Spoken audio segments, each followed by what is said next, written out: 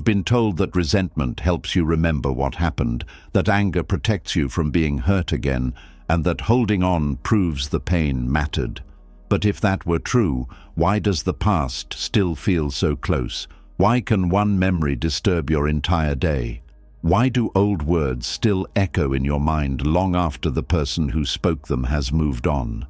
The truth is, resentment is how the past keeps living inside you.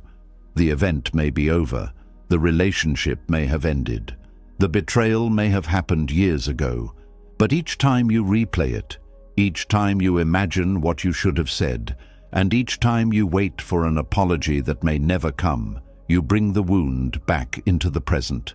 The past cannot return on its own. It survives through the attention your mind keeps giving it. Buddhist wisdom teaches that pain may visit once, but attachment can make it stay. The mind holds tightly to anger because it believes letting go means losing the truth. But release does not mean the harm was acceptable. It does not mean you must forget, trust again, or open the same door. It simply means you stop giving yesterday permission to live inside today. Tonight, as you listen to these lessons, something will begin to change. The old story will lose its grip. The arguments in your mind will grow quieter. The weight you have carried will begin to feel unnecessary. And you will see that peace does not come when the past finally changes. Peace comes when you stop allowing the past to keep changing you. This is not just another teaching about forgiveness. This is the moment you begin removing the past from the place where your peace should live. Are you ready? Let's begin. And this is where the real work begins, because resentment does not survive only through what happened. It survives through what the mind keeps doing with what happened. The wound may belong to yesterday, but the suffering can be recreated today. The person may be gone, the conversation may be over, and the moment may never return, yet the pain can still feel fresh each time the mind presses play. There are memories that enter quietly. A name appears in your thoughts. A familiar place brings back an old feeling. A sentence you once heard returns without warning. Within seconds, your body changes. Your chest becomes tight. Your face grows tense. Your breathing becomes shallow. You are no longer sitting peacefully in the present. You are back inside a moment that has already ended. This is one of the hidden ways resentment works. It makes you believe you are simply remembering when you are actually rehearsing the pain. Remembering is knowing that something happened. Rehearsing is making yourself experience the emotional injury again. One is awareness. The other is repetition. One allows the past to be seen. The other gives the past new life. The mind does not always understand this difference. It may tell you, I am only thinking about it because it mattered. It may say, I must not forget what they did. It may insist, I need to understand why it happened. These thoughts can sound reasonable. They can even sound wise. But beneath them, the mind may be returning to the same scene, the same words, and the same anger without discovering anything new. This is why resentment can continue for years. It does not need the original event to happen again. It only needs the mind to keep rebuilding it. Each time you replay the betrayal, you invite the emotions of that day back into your body. Each time you repeat the insult, you allow the voice of the person who hurt you to speak again. Each time you picture what should have happened instead, you create another struggle between reality and desire. Buddhist wisdom teaches that suffering is not caused only by painful events. It is also strengthened by the mind's resistance to what has already occurred. The mind says, this should not have happened. It says, they should have treated me differently. It says, I should have known better. These thoughts may be understandable, but they fight a moment that cannot be changed. The past does not become different because you argue with it. It does not apologize because you replay it. It does not correct itself because you spend another night thinking about what you should have said. Yet the mind keeps returning because it believes one more rehearsal may finally produce a different ending. You may picture yourself responding with greater courage. You may create the perfect words you wish you had spoken. You may see the other person becoming ashamed, finally understanding the harm they caused. You may watch yourself walking away with dignity instead of shock. For a brief moment, this mental version can feel satisfying, but when it ends, you return to the same reality. Nothing outside you has changed, and your inner peace has been disturbed again.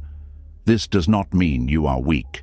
It means the mind is trying to complete something that felt unfinished. Painful experiences often leave unanswered questions.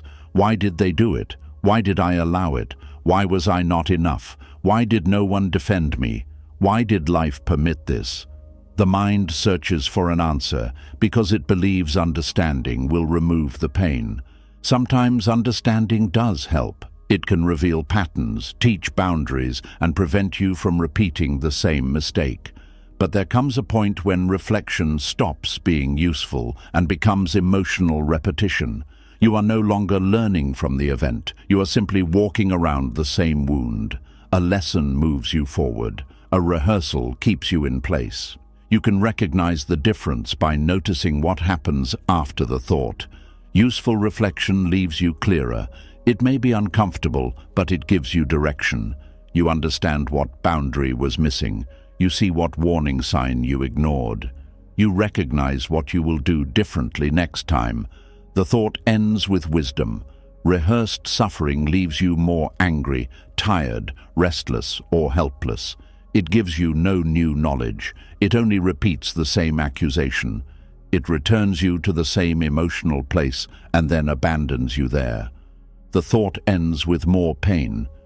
This is why resentment can feel exhausting even when nothing is happening around you. The body does not always know that the event exists only in memory.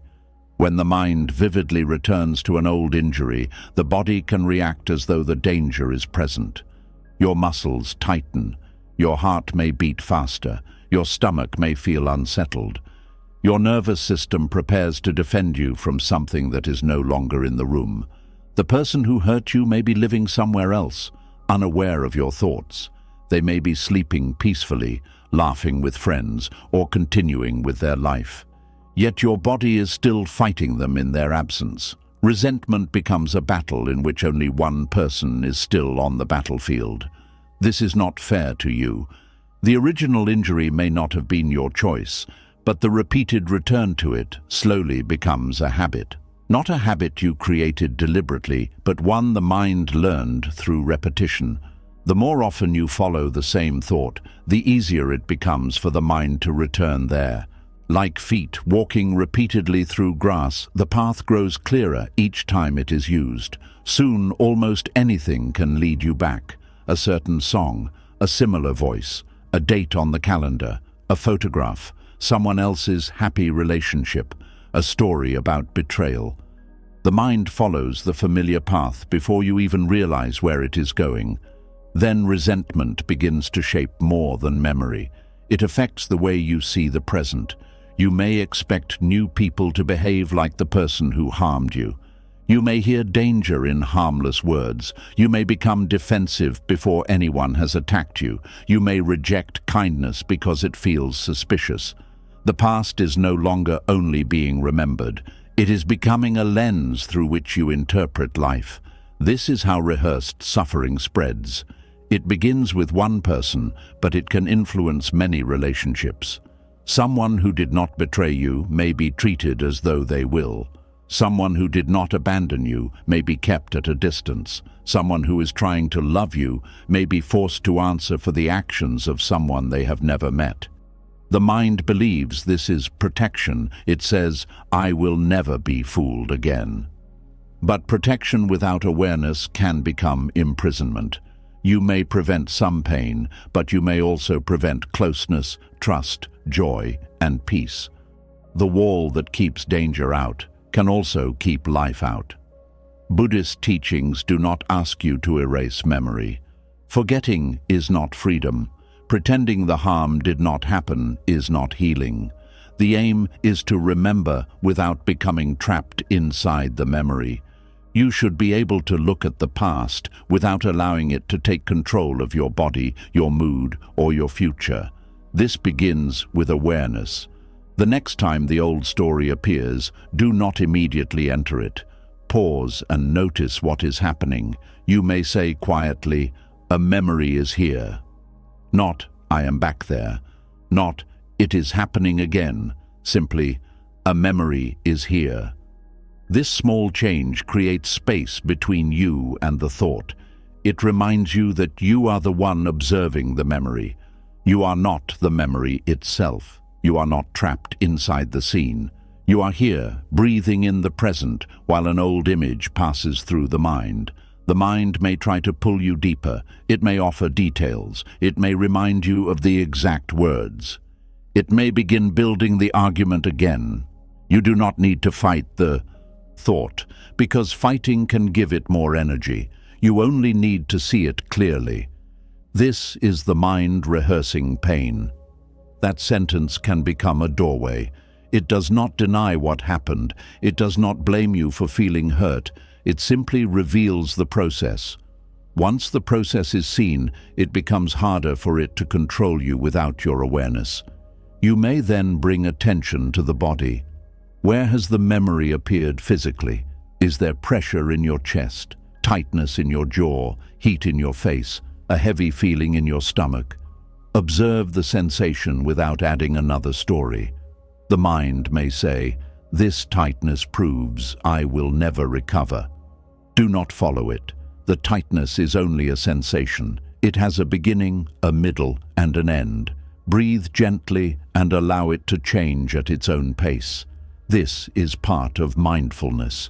You are learning to experience an emotion without feeding it with endless thought. Anger may arise, but you do not have to give it a speech. Sadness may appear, but you do not have to build a home around it. The feeling can be present without becoming your entire identity.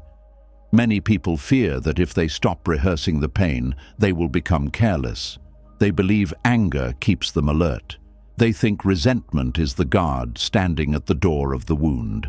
Without it, they fear the same person or situation will hurt them again. But wisdom and resentment are not the same thing. Wisdom remembers the lesson without repeating the suffering. Wisdom says, "I now know what this behavior looks like." Resentment says, "I must keep feeling what they did." Wisdom creates a boundary. Resentment creates an inner prison. Wisdom protects your future. Resentment sacrifices your present. You do not need constant anger to maintain a boundary. You do not need to hate someone in order to stay away from them. You do not need to replay the betrayal to remember that trust was broken. A clear mind can protect you better than an agitated one. In fact, resentment can sometimes make your judgment weaker. When anger controls your attention, you may react too quickly. You may see threats where none exist. You may make decisions only to prove that no one can control you. You may reject helpful advice because it sounds similar to something the offender once said. The wound begins choosing for you. A calm mind sees more clearly. It can say yes without desperation and no without hatred. It can walk away without needing revenge. It can recognize danger without expecting danger everywhere. This is not passivity, it is emotional freedom. The Buddha often taught that the mind becomes shaped by what it repeatedly thinks. A thought visited once may disappear. A thought welcomed every day becomes familiar. A thought rehearsed for years can begin to feel like truth. If you repeatedly tell yourself, "People always betray me," the mind starts collecting evidence to support that belief. It notices every disappointment and ignores every act of loyalty. If you repeat, "I was foolish," the mind turns one painful decision into a permanent identity. If you keep saying, "I will never recover," each difficult day becomes proof. The story grows stronger because it is being rehearsed. not because it is completely true. This is why careful attention to language matters. The words you repeat internally shape the emotional world you live in. "I was betrayed" describes an experience. "I am someone who will always be betrayed" creates a destiny. "I made a mistake" allows growth. "I am a mistake" removes hope. "That person harmed me" names the truth. "That person destroyed my life" gives them ownership of everything that follows. You do not need to lie to yourself. You only need to stop turning a painful event into a permanent sentence. Try replacing final statements with honest, open ones. Instead of saying, "I will never trust again," say, "Trust feels difficult for me right now." Instead of, "I cannot move on," say, "Part of me is still learning how to release this." Instead of, "They took everything from me," say, "I lost something important, but my life still contains possibilities they cannot control." These are not empty positive words. They are accurate reminders that pain changes, feelings move, identity grows. Life continues beyond one chapter. Resentment often creates the illusion of movement because the mind is busy. You think about the event, analyze every detail, judge the people involved, and prepare conversations that will never happen. There is so much activity that it can feel like progress, but mental activity is not always healing. A person can think about a wound every day and never truly face it. This happens because thinking creates distance from deeper feelings. Anger may be easier to rehearse than grief.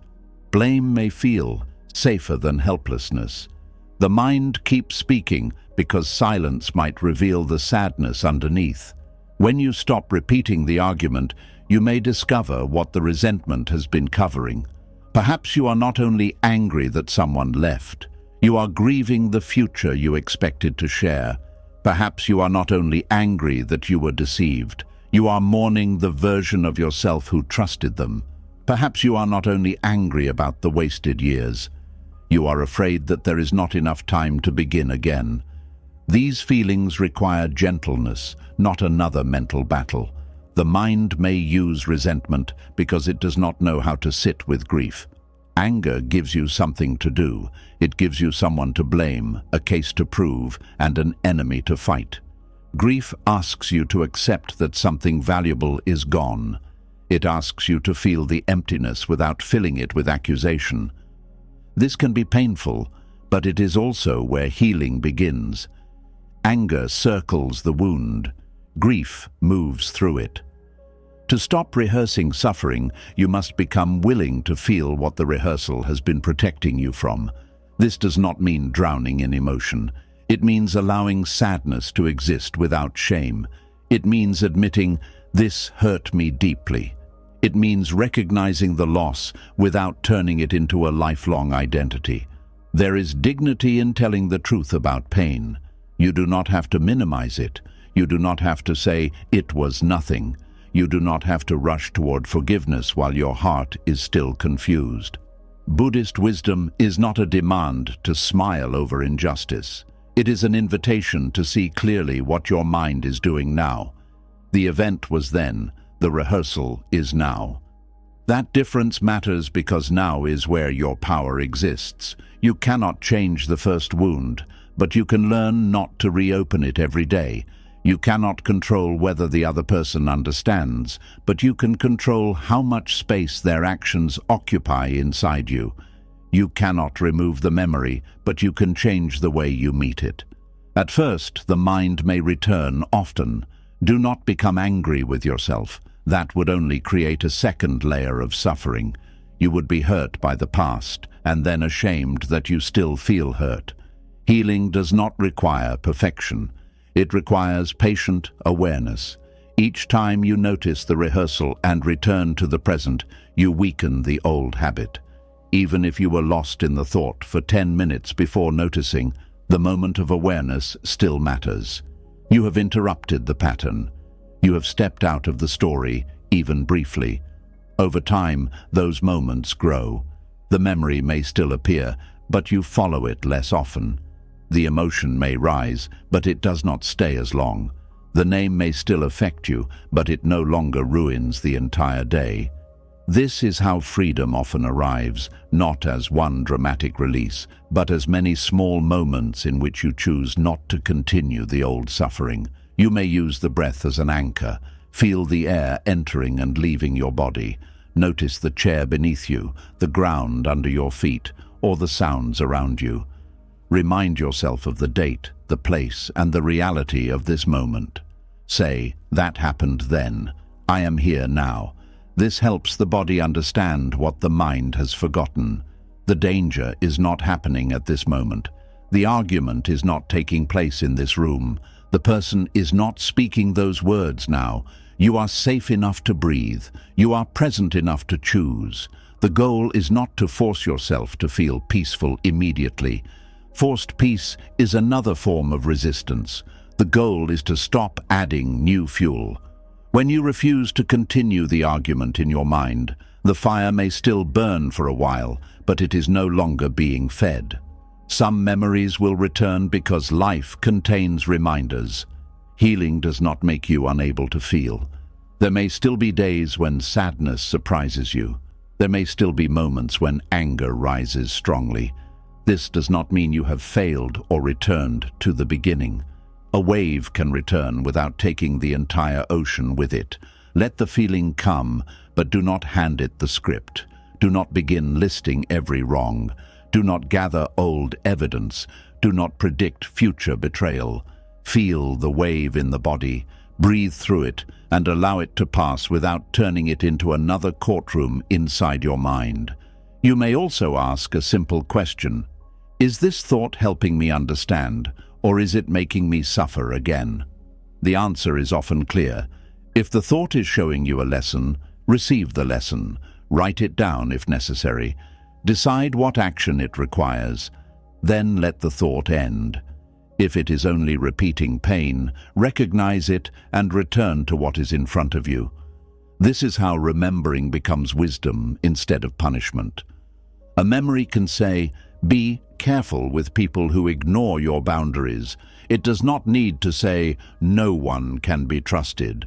A memory can teach, "Speak sooner when something feels wrong." It does not need to say, "You were weak." A memory can remind you, "Do not return to places that destroy your peace." It does not need to keep you emotionally living in that place. The deepest freedom comes when the past becomes information rather than your location. You know what happened, but you no longer live there. You carry the lesson, but you stop carrying the entire scene. You remember the wound, but you are no longer bleeding from it every time it enters your mind. This is not forgetting. It is remembering with space. One day you may think of the person and notice that your body remains calm. You may hear the old story and realize it no longer feels like your whole life. You may see that the event is now one part of your past, not the ruler of your present. That moment may seem small, but it is a sign of great inner change. The past has not disappeared. It has simply stopped being rehearsed as though it is still happening. This is what Buddhist practice offers, not control over everything that enters the mind, but freedom in how you respond. A thought may knock, but you do not have to invite it to stay. A memory may appear, but you do not have to perform the pain again. An old wound may speak, but you can listen without obeying. Resentment says, "Keep the past alive so you will never forget." Wisdom says, "Remember clearly, learn deeply, and then return to your life." The mind may believe that releasing the rehearsal means the person who harmed you has won. But the opposite is true. As long as their actions can control your breathing, your sleep, your mood, and your relationships, the harm is still active. When you stop recreating it, you take back the part of your life that resentment occupied. You do not release the rehearsal for them. You release it because your present deserves your full attention. The people who love you now deserve to meet you without constantly competing with someone from your past. Your body deserves rest from battles that ended years ago. Your future deserves decisions made from clarity instead of old fear. Most of all, you deserve to experience a day that is not secretly organized around what someone once did to you. The memory may remain, but it can become quieter. The lesson may remain, but the suffering does not need to. The past may have shaped you, but it does not have to keep speaking through every choice you make. Each time you notice the mind beginning the old rehearsal, pause, feel your breath, recognize the story, name the emotion, return to the present. You may have to do this many times, but every return is an act of freedom. You are teaching the mind that the event is over. You are teaching the body that it can rest. You are teaching the heart that remembering does not require reliving. And slowly, the past begins to lose the place it once occupied inside you. Not because you denied it, and not because you forced yourself to forget, but because you finally understood that pain does not need to be repeated in order to be respected. What happened mattered. What you felt mattered. What you lost mattered. But your peace matters too. The past may have entered your life without permission, but it does not deserve permanent residence in your mind. You can acknowledge it, learn from it, and allow it to leave the present moment. This is the beginning of release. Not the erasure of memory, but the end of rehearsal. Not the denial of pain, but the refusal to keep recreating it. Not a sudden escape from every difficult feeling, but a quiet decision to stop making yesterday happen again today. And when you begin to understand this, another truth becomes visible. Sometimes the mind does not keep resentment alive because it enjoys anger. Sometimes it uses anger to protect you from a feeling that seems even more difficult to face. Beneath the rage, the blame, and the endless arguments, there may be a grief that has waited a long time to be heard. The past does not always remain inside you because you still want to fight it. Sometimes it remains because fighting feels easier than feeling what the wound truly took from you. Anger gives the mind noise, movement, and someone to blame. Grief gives you silence, and in that silence you may finally hear the part of yourself that has been hurting all along. This is one of the most hidden truths about resentment. What looks like anger on the surface may be sorrow underneath. You may believe you are furious because someone betrayed you, abandoned you, ignored you, or treated you unfairly. The anger is real, but it may not be the deepest feeling. Beneath it may be the pain of realizing that someone you trusted was not who you believed they were. Beneath it may be the sadness of losing years you cannot recover. Beneath it may be the grief of watching a future you once expected disappear. Anger often arrives first because it makes you feel strong. It gives you energy. It raises your voice inside your mind. It tells you that you were wronged and that someone must answer for it. Sadness feels different. Sadness slows you down. It makes you aware of what is missing. It asks you to admit that something mattered deeply and that you could not save it. For many people, this feels more frightening than anger. Anger allows you to point outward. Grief turns your attention inward. Anger says, "Look at what they did." Grief says, "Look at what I lost." Anger searches for guilt. Grief faces absence. Anger can keep the mind busy for hours, but grief may leave you sitting quietly with a truth you have tried not to accept. That is why the mind may choose anger again and again. It is not always because it wants revenge. Sometimes it is trying to protect you from the helplessness of loss. When a person breaks your trust, you do not lose only the relationship as it exists now.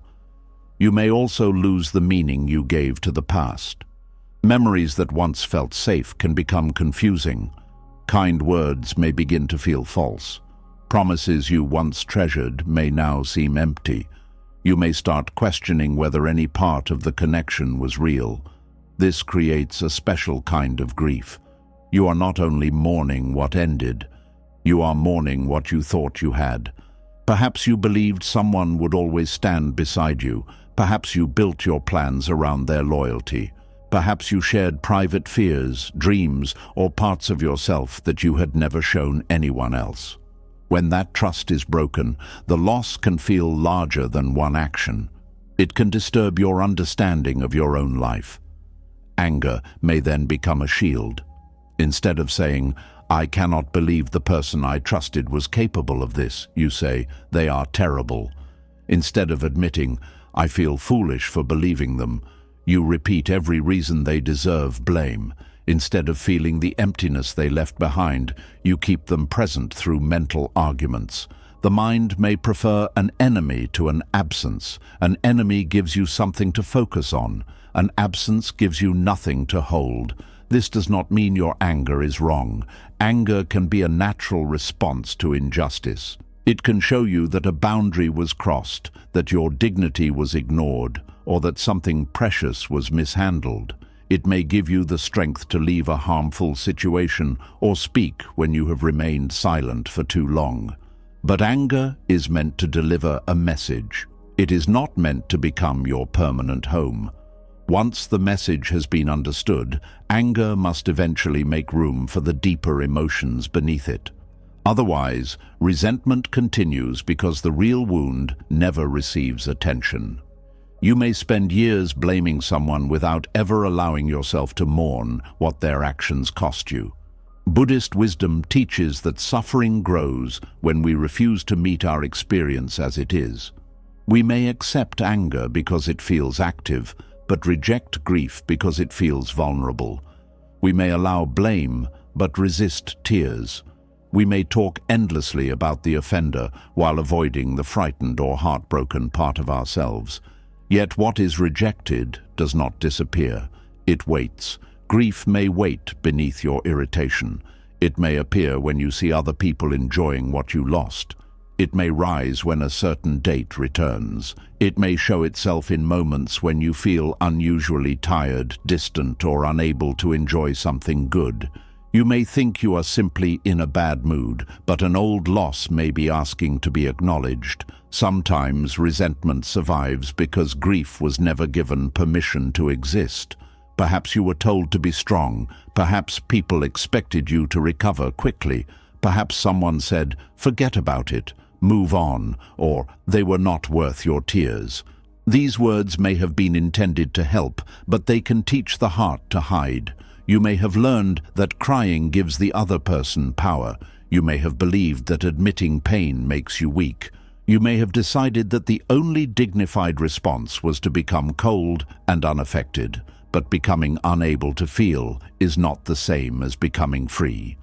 Pain that is not expressed may harden into resentment.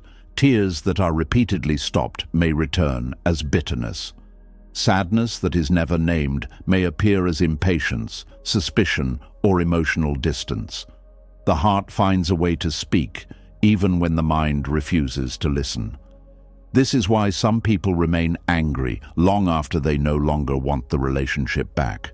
They are not secretly longing for the person. They are grieving what the experience changed inside them. You may miss the version of yourself who trusted easily. You may miss the person you were before you became guarded. You may remember how open, hopeful, or confident you once felt, and feel sadness when you notice how much fear now guides you. This grief is not always about losing someone else. Sometimes it is about losing yourself. A painful experience can divide life into two parts: who you were before it happened and who you became afterward. Before the wound, you may have believed that love was safe, that loyalty was natural, or that good intentions would be returned. Afterward, you may feel that every promise needs to be questioned, and every kindness may hide a motive. The mind may become angry at the person for taking your innocence, but underneath that anger is sorrow for the ease you once had. Healing does not require you to become innocent again. You cannot unknow what you have learned. But you can become wise without becoming closed. You can understand danger without seeing danger everywhere. You can protect yourself without allowing one painful experience to define every future connection. To do this, you must grieve the person you used to be while making space for the person you are becoming. There may also be grief over wasted time. This kind of pain can be especially difficult because time cannot be returned. You may think about years spent waiting for someone to change. You may remember opportunities you rejected, friendships you neglected, or dreams you delayed because you believed in a future that never arrived. The mind becomes angry because anger creates the feeling that something can still be done. It searches for someone to charge for the lost years. It calculates what was given and what was received. It repeats, "They wasted my time." Perhaps they did deceive you, use you, or make promises they never intended to keep. But beneath the accusation may be a painful truth. Those years are gone. Grief begins when you stop arguing with that truth. This does not mean those years were meaningless. Even painful periods can contain lessons, relationships, strength, or moments of genuine life. But you may still need to mourn the path you did not take. You may need to admit that you wish you had chosen differently. You may need to forgive the earlier version of yourself who made decisions with the knowledge available at the time. Self-blame often hides inside resentment. You may direct all your anger at the other person while secretly being angry with yourself. You may ask, "Why did I stay? Why did I believe them? Why did I ignore the signs? Why did I keep giving chances?" These questions can become cruel. You examine your past self using wisdom that only became available after the pain. You expect the person you were then to know everything you know now. But your earlier self was not foolish simply because they hoped. They may have loved sincerely. They may have wanted to believe the best.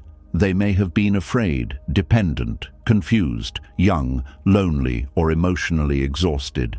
They may have stayed because leaving did not yet feel possible. Compassion begins when you stop placing your former self on trial. You can take responsibility for your choices without humiliating the person who made them. Responsibility says, "I now see what I need to change." Shame says, "I was stupid and deserved what happened." Responsibility teaches. Shame punishes. Buddhist compassion includes the self who did not yet understand. That person may have ignored signs, but perhaps they were trying to preserve something important. They may have accepted poor treatment, but perhaps they had never learned that boundaries were allowed. They may have returned many times, but perhaps hope was the only way they knew to survive. When you look at your former self with kindness, some of the anger begins to loosen. You no longer need resentment to protect you from self-hatred. You can admit what happened without using it as evidence that something is permanently wrong with you. Grief also appears around missed opportunities. A wound can change the direction of a life. You may have stopped pursuing a dream because someone discouraged you. You may have remained in a harmful situation while other possibilities passed. You may have lost confidence at a time when courage could have opened new doors. Years later, resentment may rise whenever you think about what could have been. You see someone living the life you once wanted, and the old anger returns. You blame the person who stood in your way. You blame the situation. You blame yourself for listening. The pain is real, but living entirely inside the missed life can make you miss the life that is still available. Grief says that opportunity is gone. Wisdom then asks, what remains possible now? These are two different movements. Grief honors what cannot be recovered. Wisdom turns toward what can still be created. When grief is avoided, you remain trapped between them. You cannot fully release the old path, and you cannot step freely onto a new one. There is courage in mourning an unlived life. It means accepting that some dreams belong to a version of the future that no longer exists. This can bring tears, regret, and a sense of unfairness. But once the loss is honestly faced, your energy is no longer required to keep arguing with reality. That energy can return to the present. Perhaps you cannot have the exact future you once expected, but another form of meaning may still be possible. Perhaps the dream must change shape. Perhaps it must become smaller, slower, or different from what you planned. Different does not always mean worthless. The mind often keeps anger alive because it believes releasing the old dream means admitting defeat. But acceptance is not defeat. Acceptance is the moment you stop asking a closed door to become open and begin noticing the doors that still exist. Grief helps you turn around. The same is true when resentment comes from betrayal. You may believe you need the offender to explain why they hurt you. You may think their answer will finally settle your heart. But even a complete explanation may not restore what was lost. They may tell you they were afraid, selfish, immature, confused, or broken. Their words may offer context, but they cannot return the trust you had before the betrayal. They cannot make you unknow what you now know. This is why some people receive an apology and still feel empty.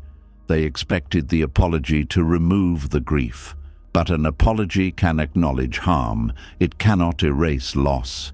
The heart may still need to mourn. You may need to mourn the relationship as you believed it was. You may need to mourn the safety you felt. You may need to mourn the future you attached to the person. Only then can the apology take its proper place. It may be meaningful, but it is not magic. Without grief, you may keep demanding more words. You may ask the person to explain again. You may search for contradictions, details, and proof. You may think one final conversation will bring peace.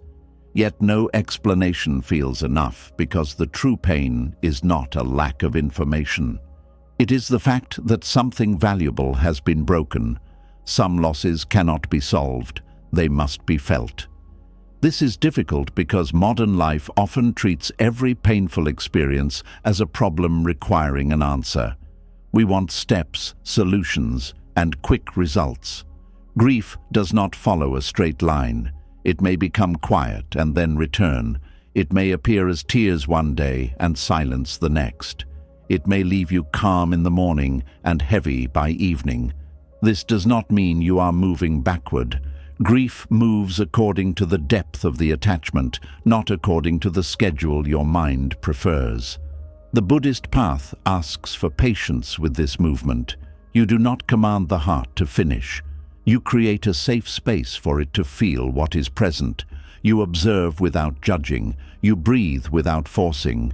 You allow sadness to exist without turning it into a story about your future. There is an important difference between feeling grief and becoming lost in it. Feeling grief means meeting the pain that is here. Becoming lost in grief means using today's pain to predict that life will always feel this way.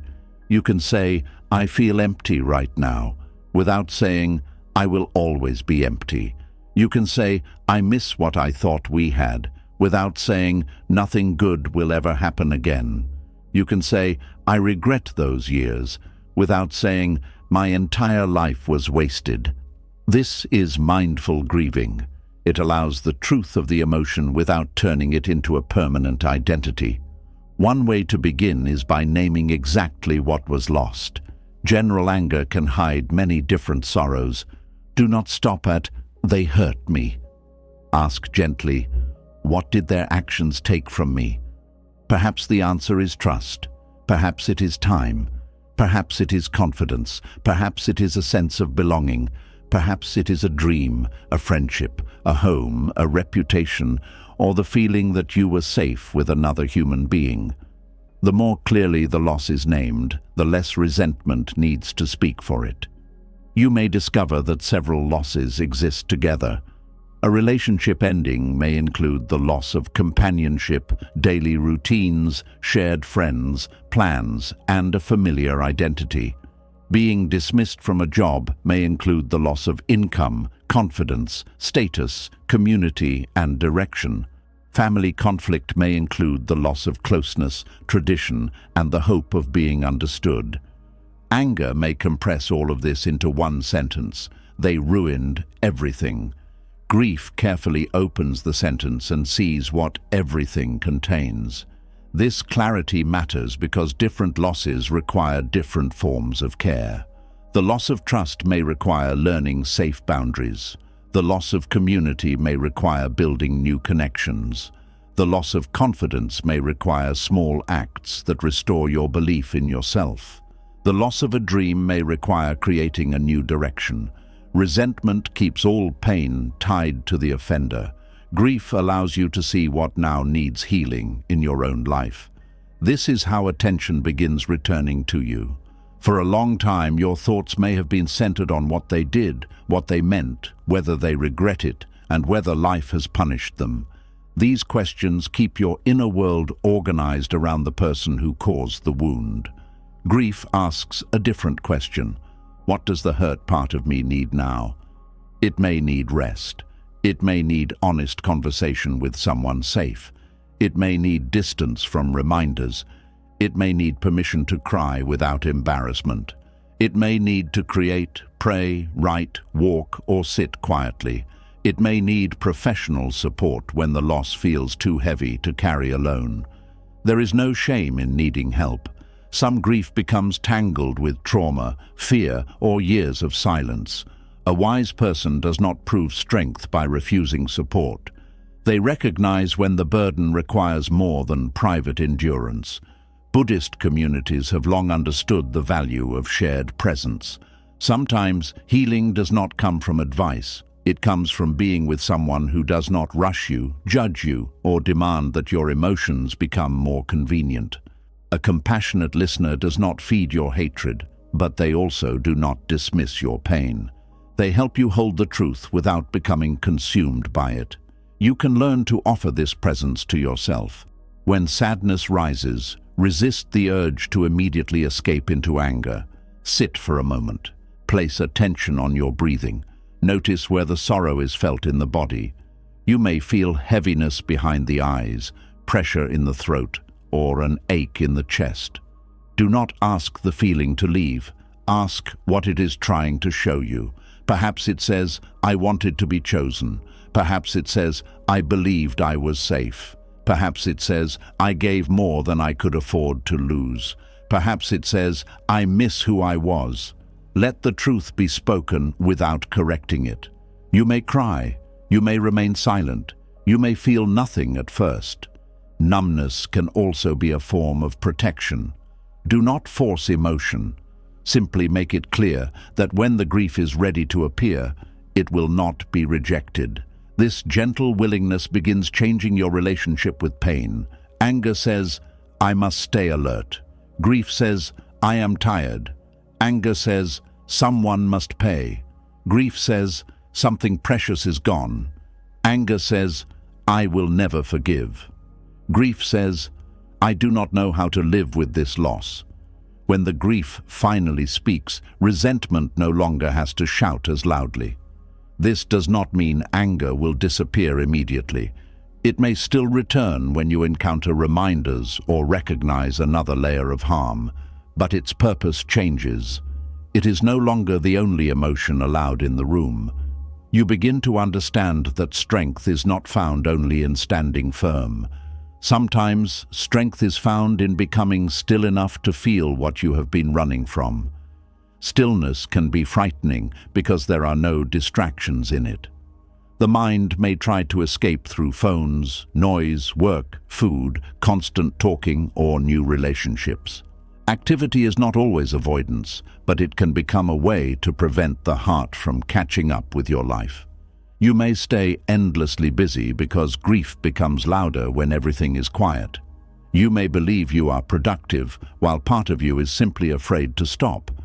Buddhist meditation does not use silence to punish the mind. It uses silence to reveal what movement has hidden. In stillness, you may notice how much sorrow exists beneath irritation. You may recognize that the person you keep blaming is no longer the central issue. The deeper issue is how to care for what remains wounded inside you. This is an important turning point. As long as the offender remains the center of your healing, your progress depends on someone you cannot control. Once you begin caring for the grief directly, your healing returns to your own hands. You may never receive a fair explanation. You may never recover the lost years. You may never become exactly who you were before. But you can stop abandoning yourself because someone else abandoned you. You can stop insulting yourself because someone failed to value you. You can stop delaying your life because another person delayed your dreams. You can become the presence you once needed. This is not a quick victory. It is a quiet rebuilding. You rebuild trust by keeping promises to yourself. You rebuild confidence by making small decisions and honoring them. You rebuild hope by allowing new experiences to exist without demanding that they repair the past. The goal is not to replace what was lost with something identical. Some losses leave permanent spaces. The goal is to make those spaces part of a larger life rather than allowing them to become the whole life. A broken bowl repaired with care may still show its cracks. The cracks do not mean the bowl has no value. They reveal that it has passed through damage and was not discarded. Your grief may leave marks. You may become more thoughtful, careful, and aware of how easily trust can be harmed. These changes do not have to turn into bitterness. They can become compassion, discernment, and depth. When grief is honestly felt, it often softens your view of yourself. You realize that your anger was not proof that you were cruel. It was often the guard standing before a sorrow you did not know how to hold. You do not need to hate the guard. You simply let it know that you are now ready to meet what it has been protecting. You may say inwardly, "Thank you for trying to protect me, but I no longer need to remain angry every day." This can sound simple, but it carries deep meaning. It recognizes that even difficult emotions may have tried to serve you. Anger may have helped you survive a period when sadness felt unbearable. Resentment may have helped you keep distance from someone who repeatedly caused harm. You do not have to shame yourself for using these defenses. You only need to notice when they have outlived their purpose. A shield can save you during battle, but carrying it everywhere becomes exhausting. When the danger has passed, you are allowed to put it down. Putting it down does not mean the battle was imaginary. It means you no longer need to live as though every day is another attack. You can protect yourself through wisdom, boundaries, and careful attention rather than constant anger. As resentment weakens, you may briefly feel more sadness. This can make you think you are getting worse. In reality, the emotion that was hidden may finally be coming forward. Do not rush to rebuild the anger just because grief feels uncomfortable. Stay with the sadness in small, manageable moments. Let it rise and settle. Give yourself rest afterward. Healing does not require you to feel everything at once. A little honest grief can release more pain than years of repeated blame. Eventually, you may notice that you think less about what the person deserves and more about what your life needs. You may stop checking whether they are suffering.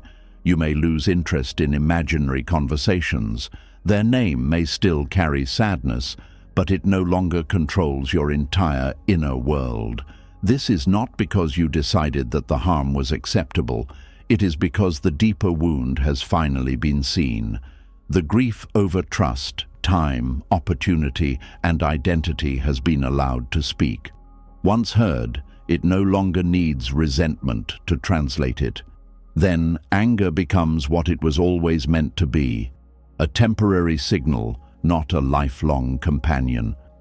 You begin to see that mourning is not surrender. It is the honest recognition that something ended, something changed, or something was taken.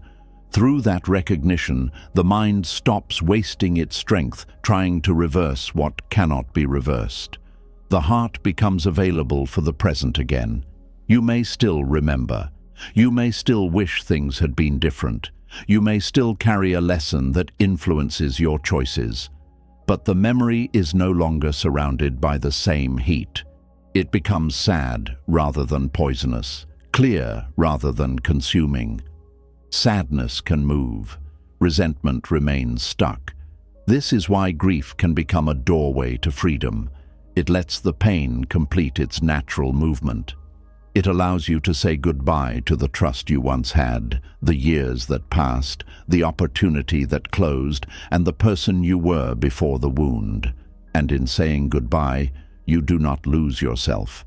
You make room to meet yourself again. Not the untouched person you once were, but someone more aware, compassionate, and grounded. Someone who knows that vulnerability is not weakness. Someone who can feel loss without turning it into hatred. Someone who understands that a soft heart can still have strong boundaries. The mind used anger because it feared grief would destroy you. But when grief is met with patience, it often does the opposite.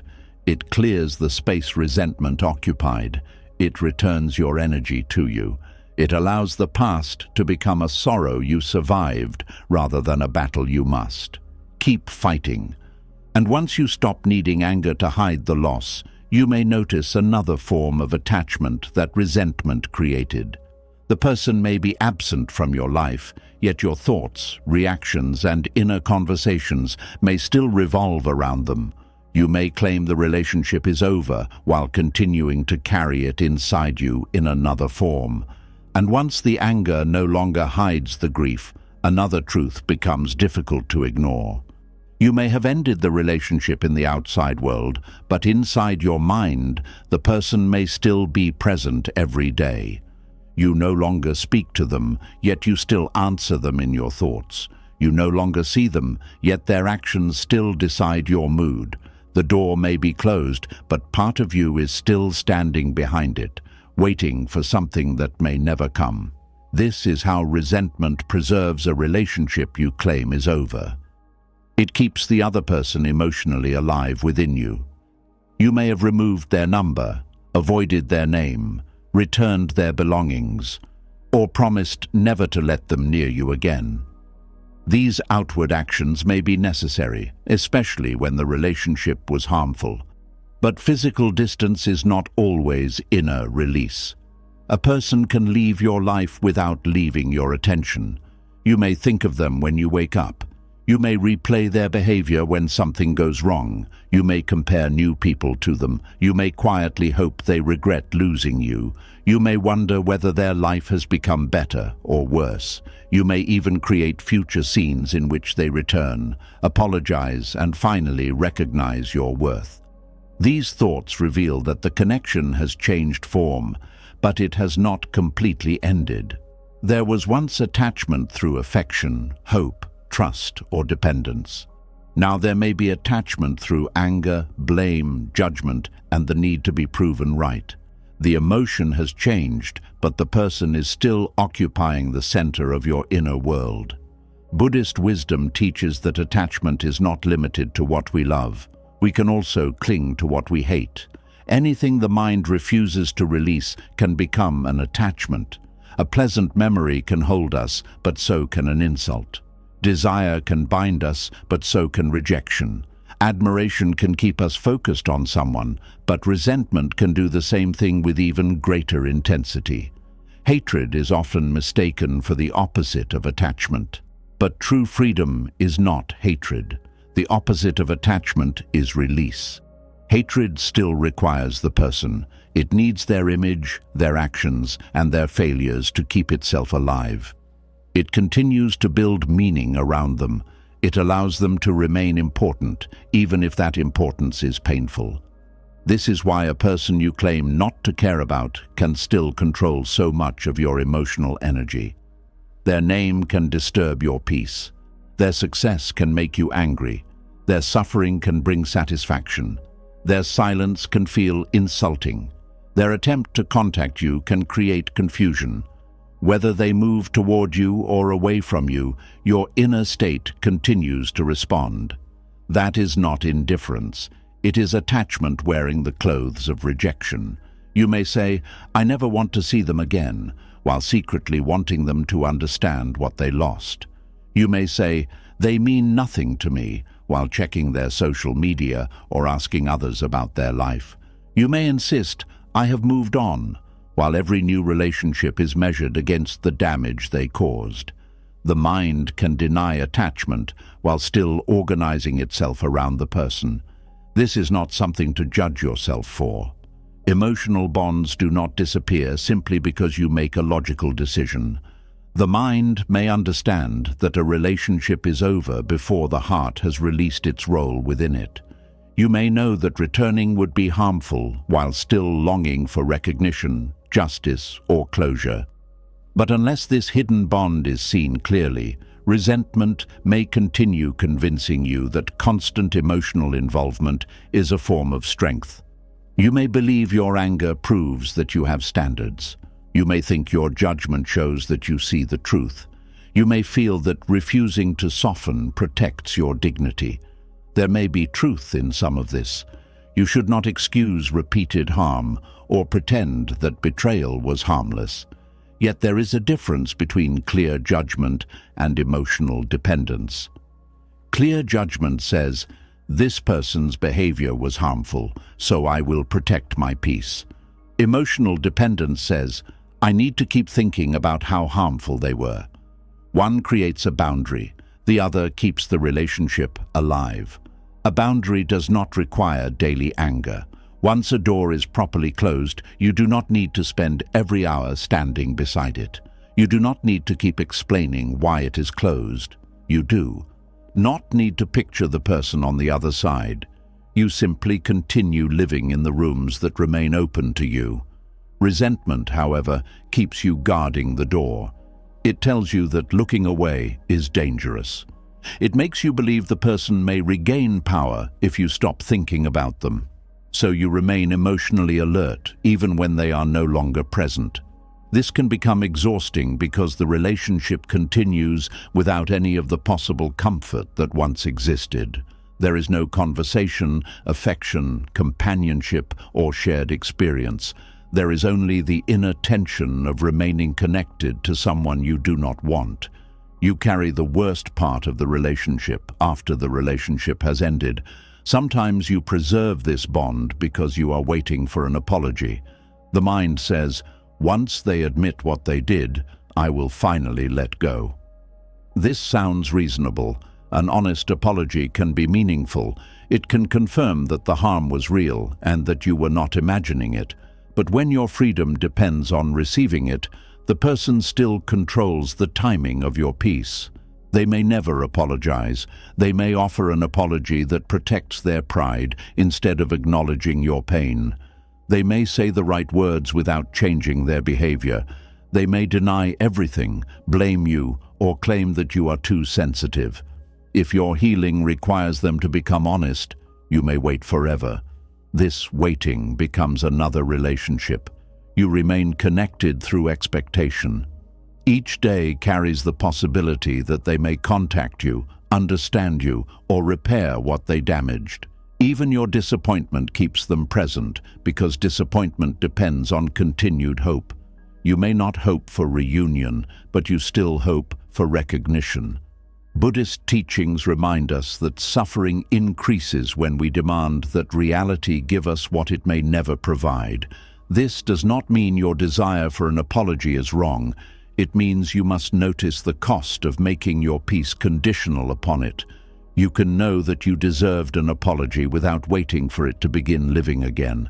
The same hidden bond can survive through the need to prove the other person wrong. Perhaps they said you would fail. Perhaps they treated you as though you were unworthy, weak, difficult, or replaceable. After the relationship ends, you may become determined to build a life that proves them mistaken. At first, this determination can look powerful. You work harder, you improve yourself, you pursue goals, you become more independent. But if every achievement is secretly directed toward them, they are still shaping your life. You may succeed, but the success does not feel peaceful. You want them to see it. You picture their reaction. You wonder whether they feel regret. Your growth remains a conversation with someone who is no longer beside you. This means your future is still answering the past. There is nothing wrong with allowing pain to motivate an early change. Difficult experiences can awaken strength, but eventually your growth must become your own. You should pursue peace because you value peace, not because you want someone to regret disturbing it. You should become strong because strength helps you live well, not because you need to defeat an old opinion. A life built mainly to prove someone wrong still gives that person a hidden position of authority. Their judgment becomes the standard you are trying to escape. Their disbelief becomes the fuel behind your effort. Their imagined reaction becomes the audience for your achievements. True release begins when you no longer need them to witness who you become. You no longer need them to be surprised, jealous, ashamed, or impressed. You can grow quietly. You can succeed without turning your life into a message. You can become happier without hoping your happiness hurts them. This is difficult because the ego often wants a final victory. It wants the person who rejected you to return and find that you no longer need them. It wants the person who underestimated you to see your success. It wants the one who abandoned you to discover that no one else understands them as you did. The ego creates these scenes because it wants to repair wounded pride. But even in victory, the old relationship remains active. The person is still the audience. They are still part of the story. You have not left the stage, you have only changed the ending. Buddhist wisdom invites you to leave the performance entirely. You do not need a dramatic ending to be free.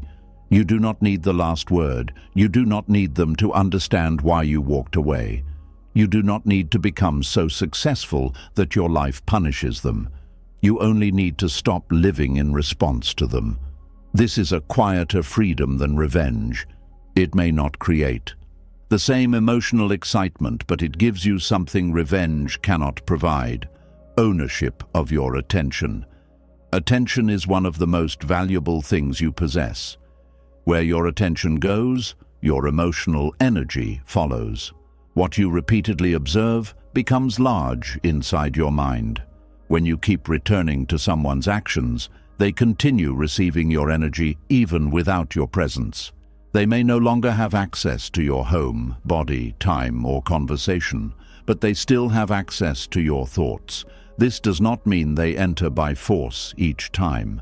The mind has created a habit of returning to them. It sees something related to trust, love, success, or betrayal, and immediately brings their image forward. Your thoughts then continue the connection. The first appearance of the memory may not be your choice.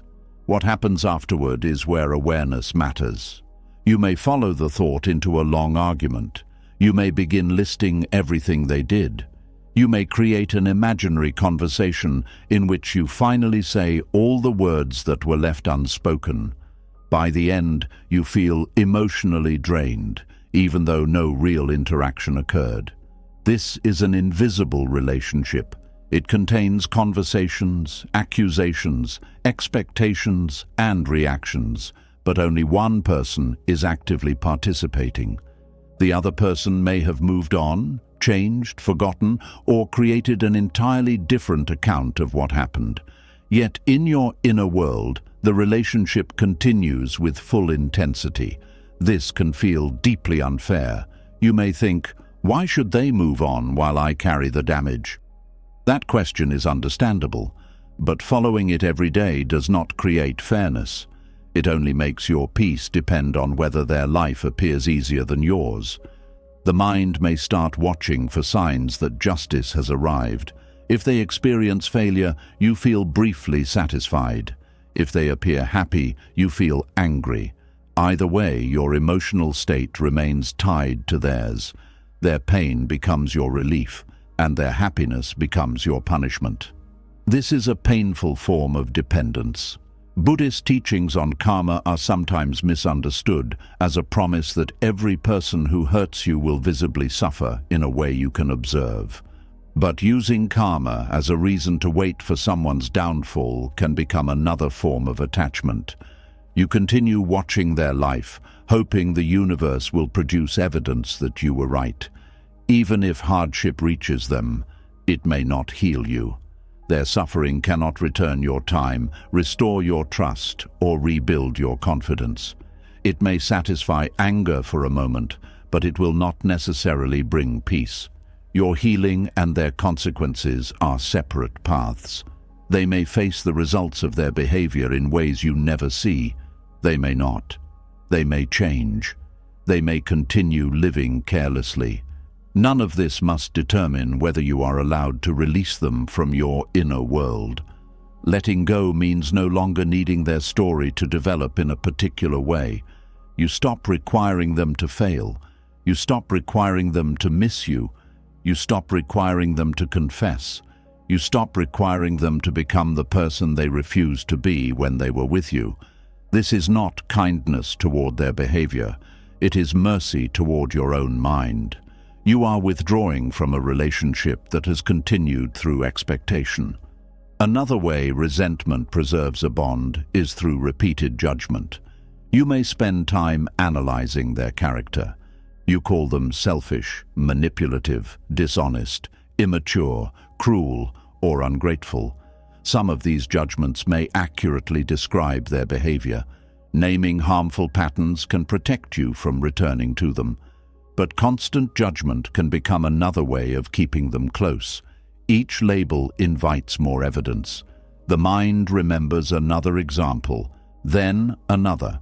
Soon you have built an entire inner case against someone who is no longer present to hear it. You become both lawyer and judge in a trial that never ends. The verdict may have been clear long ago, yet the court remains open. Ask yourself what new truth is being discovered. If you already know that the person was unsafe, why must you prove it again every day? If you have already chosen distance, what purpose does another hour of prosecution serve?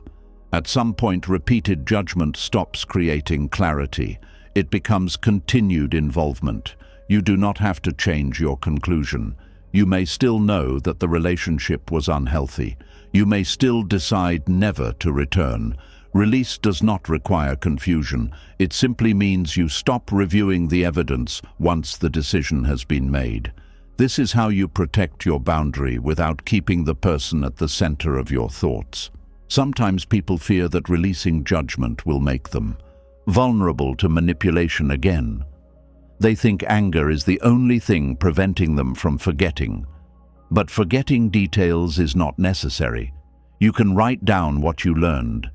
You can identify the behaviors you will no longer accept. You can decide what you will do if similar signs appear in the future. Once the lesson is clear, you do not need to carry the emotional heat. A written boundary can be remembered calmly. Wisdom does not need constant pain to remain useful. You may know, for example, that you will no longer stay close to someone who repeatedly lies, ignores your needs, mocks your vulnerability, or refuses responsibility. These lessons can guide your future without forcing you to think about the original person every day. The lesson belongs to you. The person does not need to remain attached to it. This is important because resentment can make you believe the wound is the only source of your wisdom. You may fear that if the anger disappears, the lesson will disappear with it. But true learning becomes part of your awareness. It does not need to be protected by suffering. A child does not need to keep touching a hot surface in order to remember that it burns. Once understanding has entered deeply, repetition is unnecessary. The hidden relationship may also survive through comparison. You may compare every new friend, partner, relative, or co-worker to the person who hurt you. At first, this may seem like caution, but comparison can prevent you from meeting anyone as they are. A new person says something careless, and you hear the old person's voice. Someone takes longer to respond, and you feel the fear of past abandonment. Someone makes a mistake, and you assume the same betrayal is beginning again. The old relationship enters the new one as an invisible third person. The new person may be required to prove that they are not someone they have never met. They may face suspicion created by a wound they did not cause. They may be punished for similarities that have little meaning. This gives the person from your past influence over relationships they are not part of. Letting go requires separating the present from the past. It means observing each person's behavior clearly without using the old wound as the only guide. Some warning signs should be respected, but not every uncomfortable feeling is proof that history is repeating itself. Sometimes discomfort comes from memory, not present danger. You can pause and ask, what is this person actually doing now? Look at evidence rather than fear. Are they showing dishonesty, disrespect, or manipulation? Or has something small activated an old expectation? This question does not ask you to ignore intuition. It asks you to distinguish intuition from unresolved attachment. Clear intuition responds to what is happening. Attachment often responds to what happened before. The more carefully you make this distinction, the less power the old relationship has over new connections. You begin meeting people as individuals rather than symbols of the person who harmed you. You also begin meeting yourself differently. Resentment can preserve an old role you had within the relationship. Perhaps you were the one who waited, rescued, explained, forgave, begged, proved, or endured. Even after leaving, you may continue carrying that identity. You may still think of yourself as the person who was abandoned or betrayed. Your choices may remain organized around avoiding that role again. You may become extremely independent, refuse support, or leave people before they can leave you. Although the original relationship is over, the role survives. You are still responding as the wounded version of yourself who existed inside that connection. Freedom means recognizing that you do not have to remain that person. You are not required to keep performing the identity created by the wound. You can learn new ways of relating. You can receive help without becoming dependent. You can trust slowly without becoming blind. You can speak your needs without begging to be understood.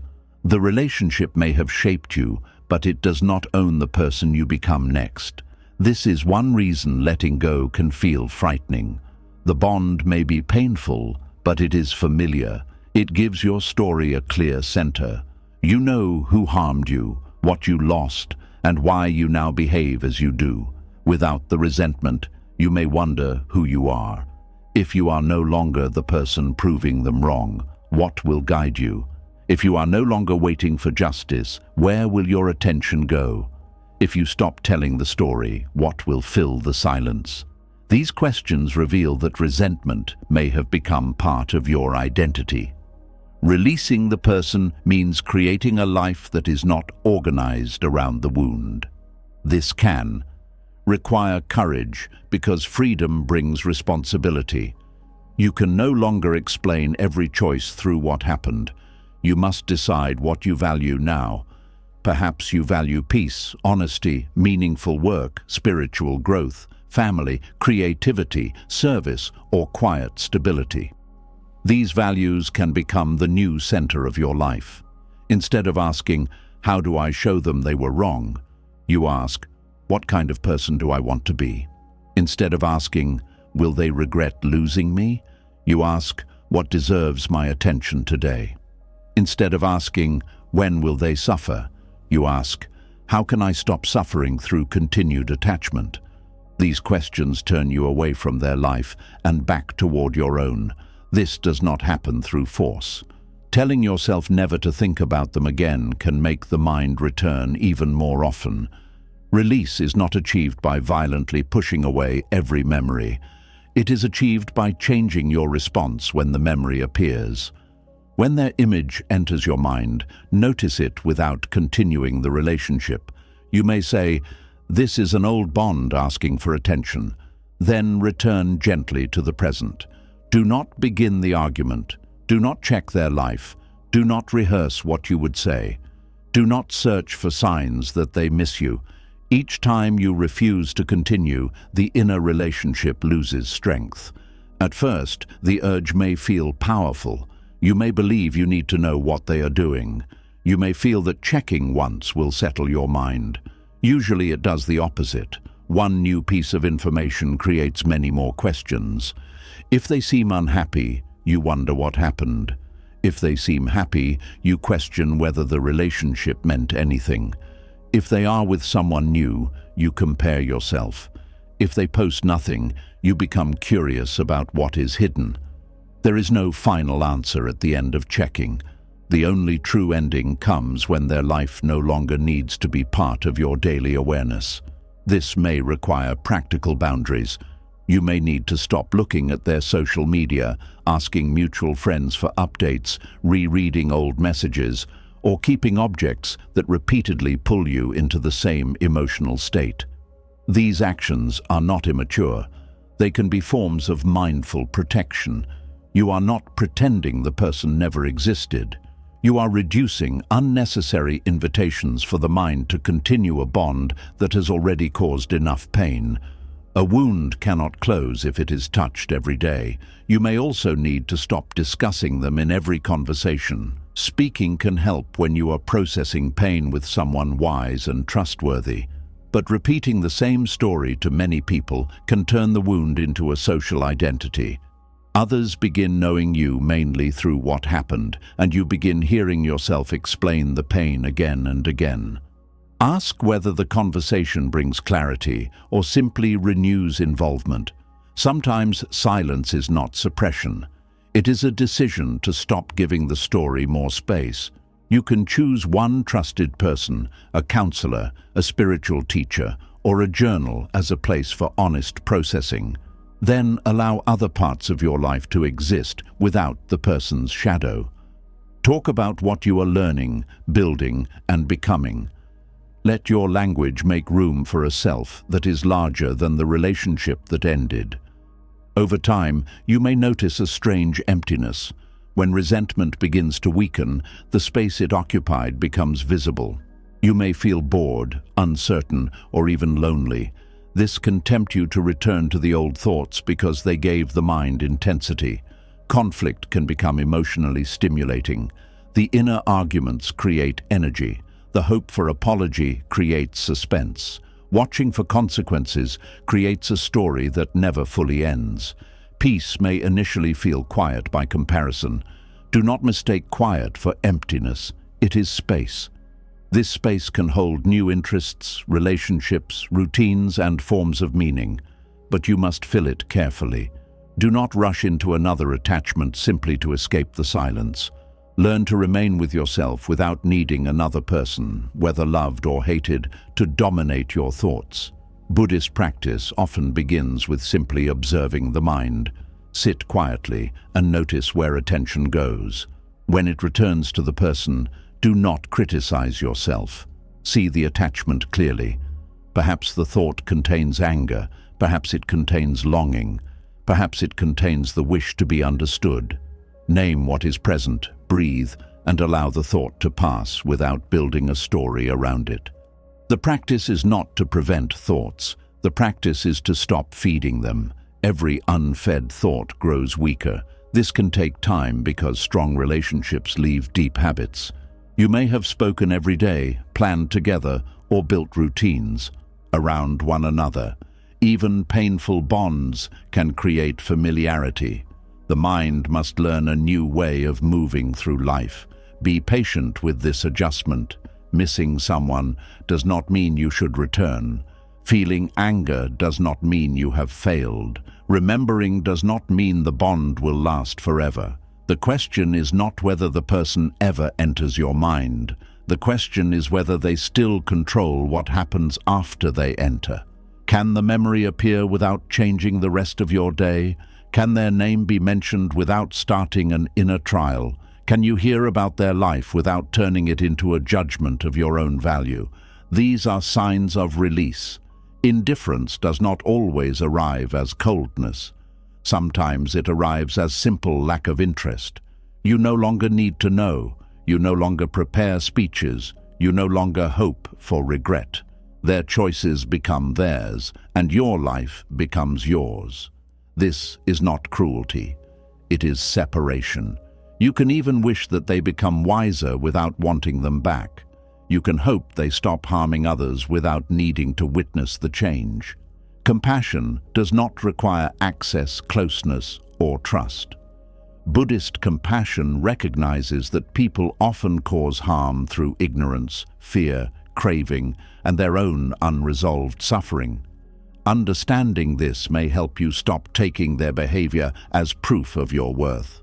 But understanding is not permission. You can see that someone is wounded and still refuse to be wounded by them again.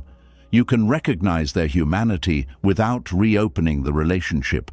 You can release hatred without restoring access.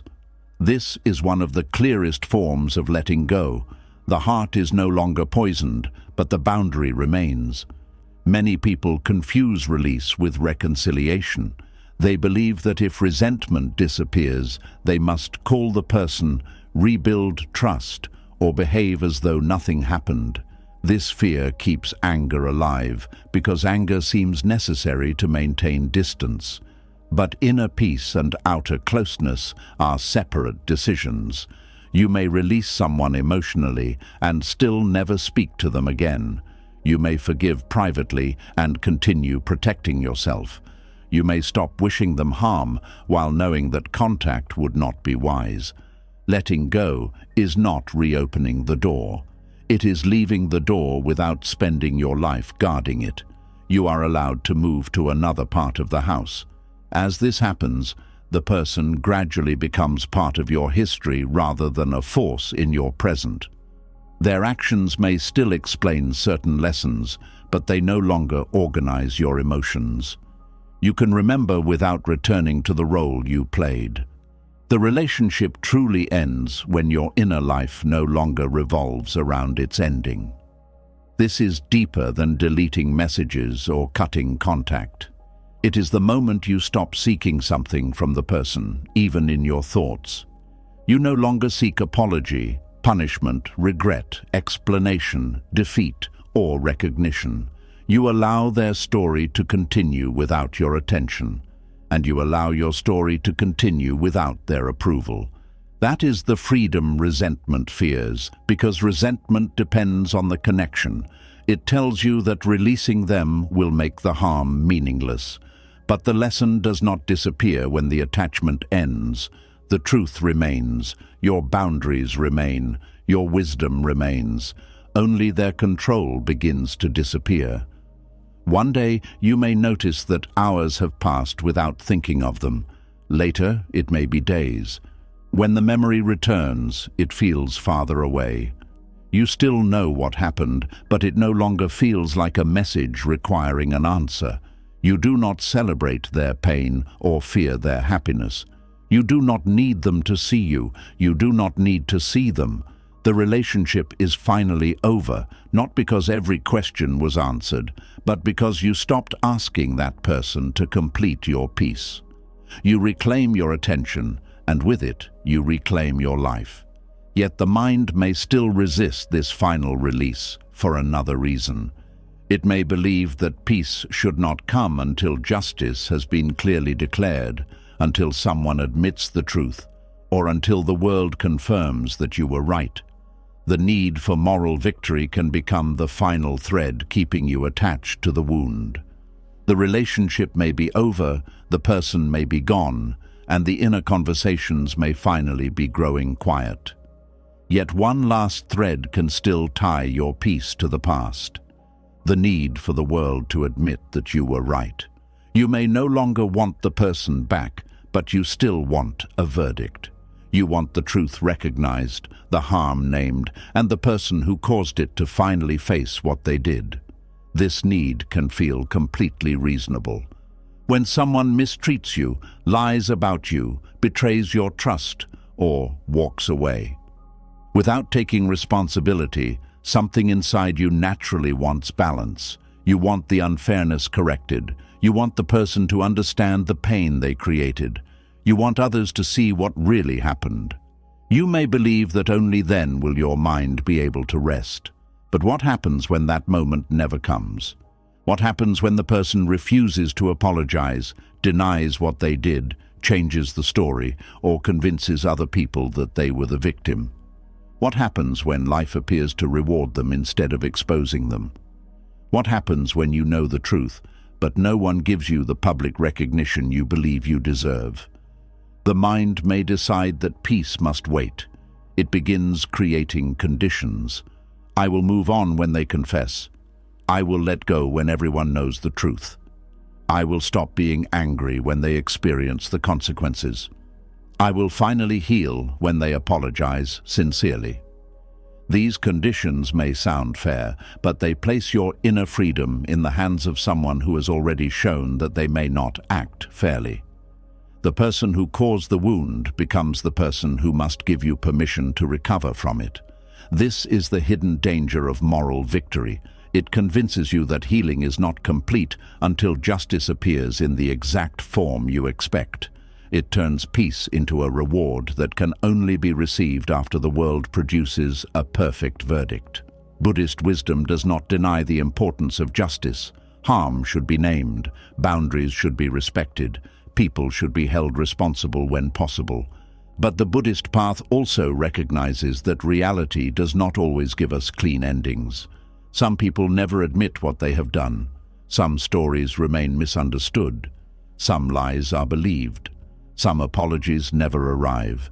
If your peace depends entirely on the correction of these things, you may remain emotionally imprisoned for years. The mind loves clear stories. It wants one person to be right and the other to be wrong. It wants innocence recognized and guilt exposed. This desire comes partly from the need for order. When something unfair happens, your understanding of the world becomes disturbed. You may have believed that kindness would be returned, honesty would be respected, and harmful people would eventually be revealed. When this does not happen, the mind feels unsafe. It begins searching for proof that justice still exists. An apology can feel like that proof. A confession can restore a sense of order. Public support can make you feel that reality has finally returned to its proper shape. This is why the desire for recognition can become so intense. You are not only asking for words, you are asking the world to confirm that your pain was real. But your pain does not become real only when another person admits it. What happened to you does not become true only when the offender agrees with your account. Your experience does not need their permission to exist. You can know that something was harmful even when the person responsible continues denying it. This is difficult because denial can make you doubt yourself. A person may say, "That never happened," "You misunderstood," "You are exaggerating," or "You caused the problem." They may describe your reaction while ignoring the behavior that produced it. They may appear calm while you are emotional, making others believe that you are the unreasonable one.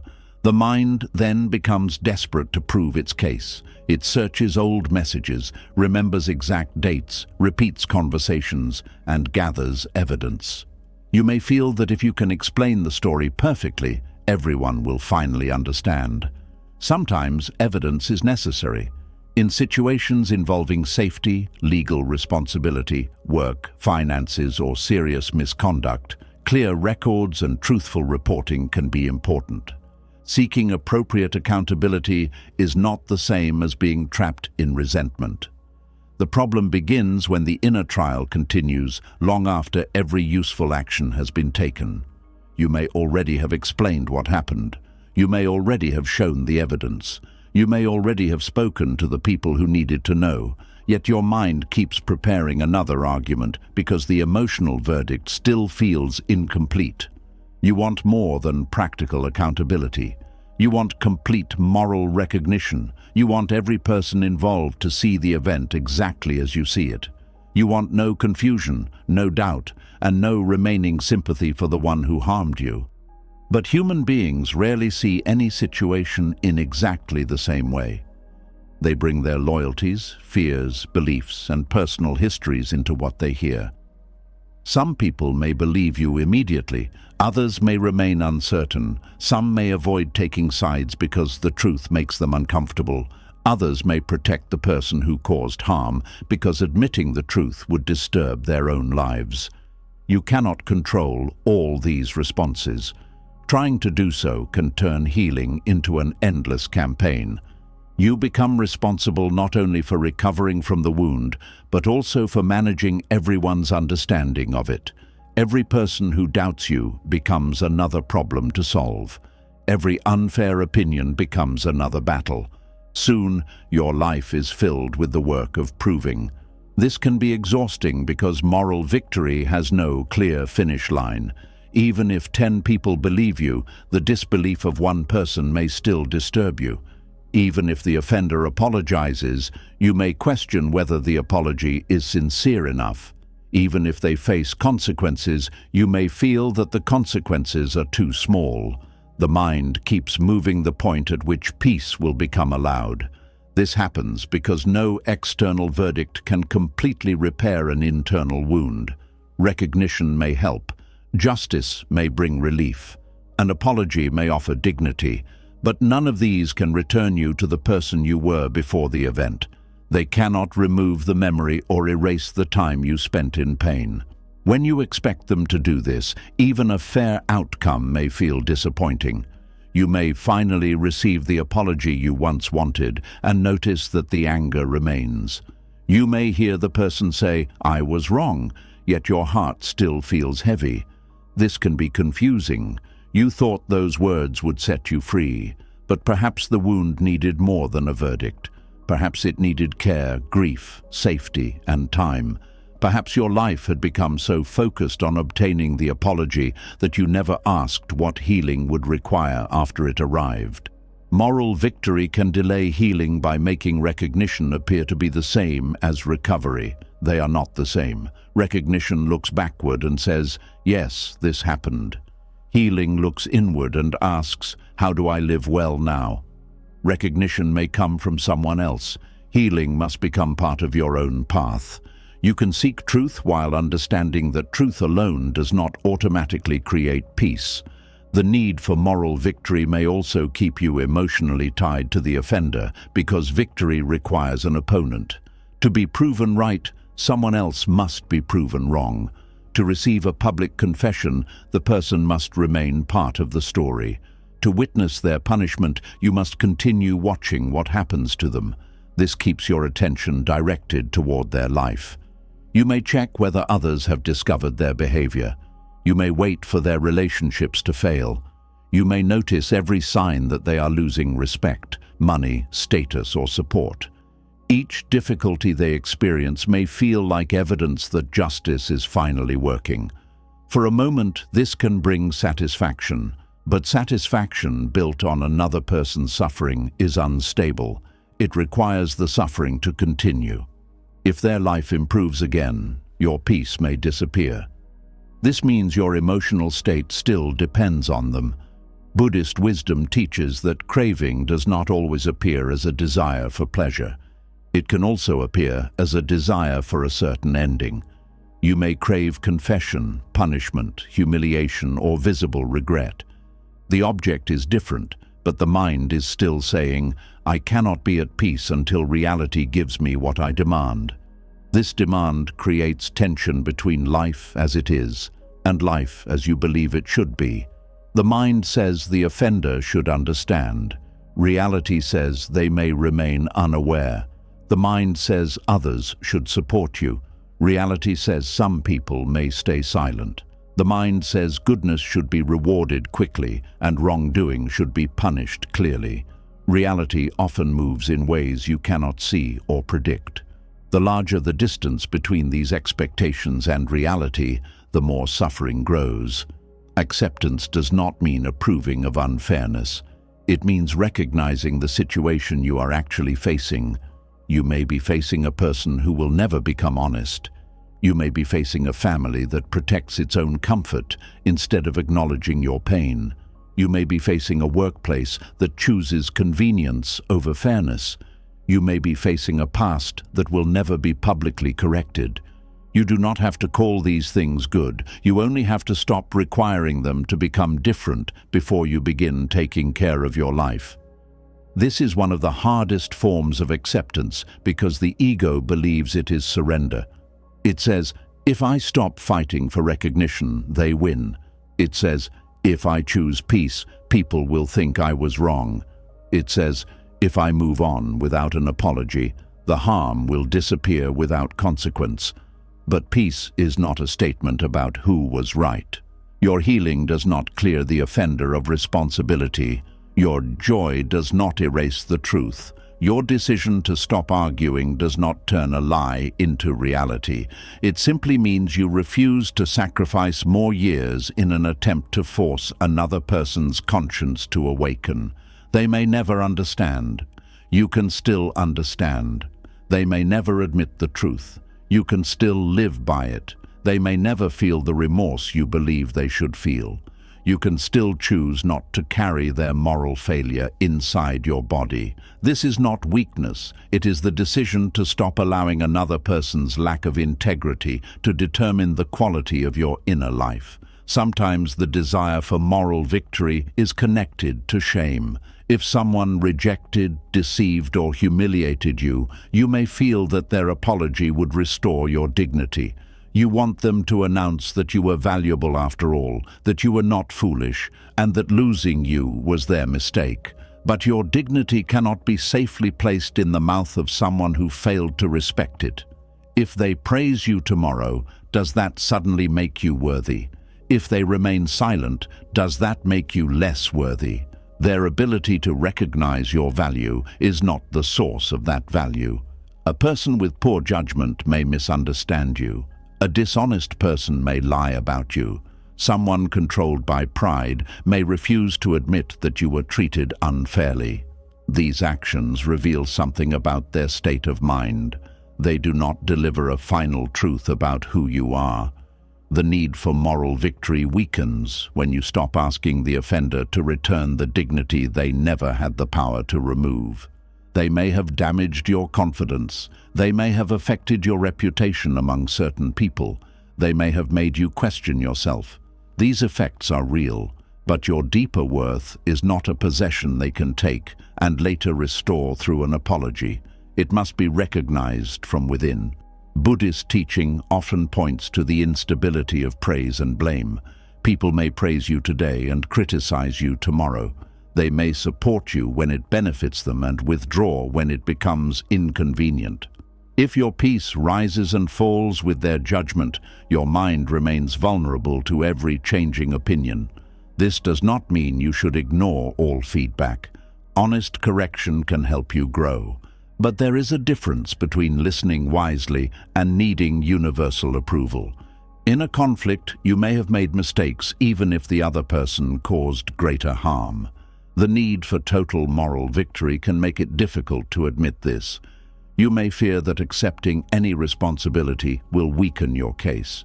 You may believe you must present yourself as completely innocent in order for the unfairness to be recognized. But healing becomes deeper when you can see the whole truth. Perhaps the other person lied, but you ignored signs because you feared being alone. Perhaps they treated you disrespectfully, but you remained silent and allowed resentment to build. Perhaps they abandoned responsibility, but you tried to control their choices. Your mistakes do not excuse their behavior. Their behavior does not make you incapable of mistakes. You do not need to be perfect in order to deserve respect. Moral victory often demands a simple story: one good person and one bad person. Real life can be more complicated. Someone can harm you while carrying their own pain. You can be treated unfairly while also having areas in which you need to grow. Seeing complexity does not weaken truth. It frees you from the pressure to defend an idealized version of yourself. When you can admit your part without accepting blame that does not belong to you, you no longer need the world to declare you completely right. You become more interested in understanding than winning. This is powerful because winning often ends conversation, while understanding changes your life. Ask yourself what the need for victory is trying to give you. Is it safety, respect, proof that you are not foolish, confirmation that your feelings matter, Hope that the same harm will not happen again. Once you identify the deeper need, you may find healthier ways to meet it. If you need safety, create boundaries. If you need respect, stop remaining where disrespect is repeated. If you need confidence, rebuild it through actions you trust. If you need confirmation, speak with people who are capable of listening honestly. If you need protection from future harm, study the signs you once missed. These steps are more useful than waiting for the offender to lose an argument. A moral victory may create a powerful moment, but a wise life creates lasting protection. You may also need to accept that some people will believe a false version of you. This can feel unbearable, especially when you value fairness. The instinct is to chase every misunderstanding and correct every story. But not every opinion deserves your energy. Some people have already decided what they want to believe. They may be loyal to the offender. They may dislike conflict and choose the easiest account. They may be influenced by charm, status, family ties, or personal interest. You can explain yourself clearly once, but you cannot force understanding into a closed mind. The attempt to do so may slowly turn you into someone who is always defending their existence. You begin over-explaining simple decisions. You provide evidence no one requested. You rehearse answers before meeting people. You become sensitive to every change in tone because you are searching for signs that another person has judged you. The original conflict spreads into your entire social life. Peace requires accepting that you will sometimes be misunderstood. This does not mean misunderstanding is pleasant. It means you no longer treat every false opinion as an emergency. People are allowed to hold incomplete views of you. They may carry an old story that no longer matches your life. They may never know the full context. Their misunderstanding can remain theirs. Your responsibility is to live in a way that keeps your own conscience clear. A clear conscience is different from a perfect reputation. Reputation lives in other people's minds. Conscience lives in your relationship with your own actions. You have far more influence over the second than the first. Ask yourself honestly, did I act according to my values? Did I take responsibility where needed? Did I protect myself without becoming cruel? Did I tell the truth as clearly as I could? Did I learn what the experience came to teach me? If the answer is yes, you can move forward even when someone else refuses to understand. If the answer is no, healing does not require self-hatred. It requires correction. Apologize where appropriate. Change what must be changed. Make amends when possible. Then stop using the past as a reason to punish yourself forever. True moral growth is not about winning a verdict. It is about becoming more honest. Sometimes the person who harmed you may apologize, but the apology does not look the way you expected. They may speak awkwardly. They may not understand every detail. They may take partial responsibility while still protecting parts of their self-image. You then face a choice. You can recognize the amount of truth that is present without pretending it is complete. You do not have to accept a false apology, but you also do not have to demand perfect language before allowing yourself peace. Human beings often struggle to see themselves clearly. Pride, fear, and shame can limit what they are able to admit. This does not make a weak apology sufficient for rebuilding trust. It only means their limited awareness does not need to limit your healing. You can say, "That apology does not repair the relationship, but I no longer need more from this person." This is different from bitterness. It is clarity. You know what they can and cannot offer. You stop returning to an empty place, expecting it to become full. The need for punishment can be another form of moral craving. You may feel that the person must suffer in proportion to the pain they caused. Without this, the world seems unfair. Accountability can protect others and discourage harmful behavior. Appropriate consequences matter, but inner healing is delayed when you require yourself to witness suffering before you permit relief. Punishment may never look equal to the wound. How could it? Pain cannot be measured perfectly. A public embarrassment may not match years of private damage. A lost relationship may not match the trust that was destroyed. There is no scale capable of balancing every emotional injury exactly. Waiting for equal pain can therefore become endless. Even when consequences arrive, you may discover that they do not satisfy you. The person suffers, but the past remains unchanged. You see their difficulty, yet you are still the one who lived through the original harm. This reveals an uncomfortable truth. Revenge cannot return what was lost. It may create another wound, another story, or another reason to remain connected. It may briefly make you feel powerful, but it cannot create the innocent past you wanted. Buddhist wisdom asks you to examine the result of every desire. If the wish for punishment keeps anger alive, disturbs sleep and controls attention, then it is no longer serving justice. It is producing further suffering in the mind that carries it. You do not have to wish the offender well before you are ready. Forced compassion is not freedom. Begin more simply. Stop making their pain necessary for your peace. You may say, their consequences are no longer my work. This statement returns responsibility to where it belongs. Other people's actions will produce effects through relationships, choices, character, and the natural movement of life. You do not need to watch or control the process. Your work is to ensure that their actions do not continue producing bitterness through you. Moral victory can also become a way of delaying difficult decisions. As long as you are waiting for recognition, you do not have to fully face the future. You remain emotionally occupied with the case. What happens after you stop trying to win? You may need to build a new life. You may need to accept the end of a relationship, career, friendship, or dream. You may need to become responsible for choices that no longer include the person who harmed you. This can feel uncertain. The battle, although painful, gave your mind a purpose. You knew what you wanted: proof, apology, or justice. Once you release that demand, you must decide what comes next. This is why some people unconsciously keep the conflict alive. The need for a verdict protects them from the open space of the future. But that open space is where your life is waiting. You can use the energy once spent proving the past to create something in the present. You can strengthen your health, repair neglected relationships, develop a skill, serve others, deepen your spiritual practice, or simply learn how to live without constant inner tension.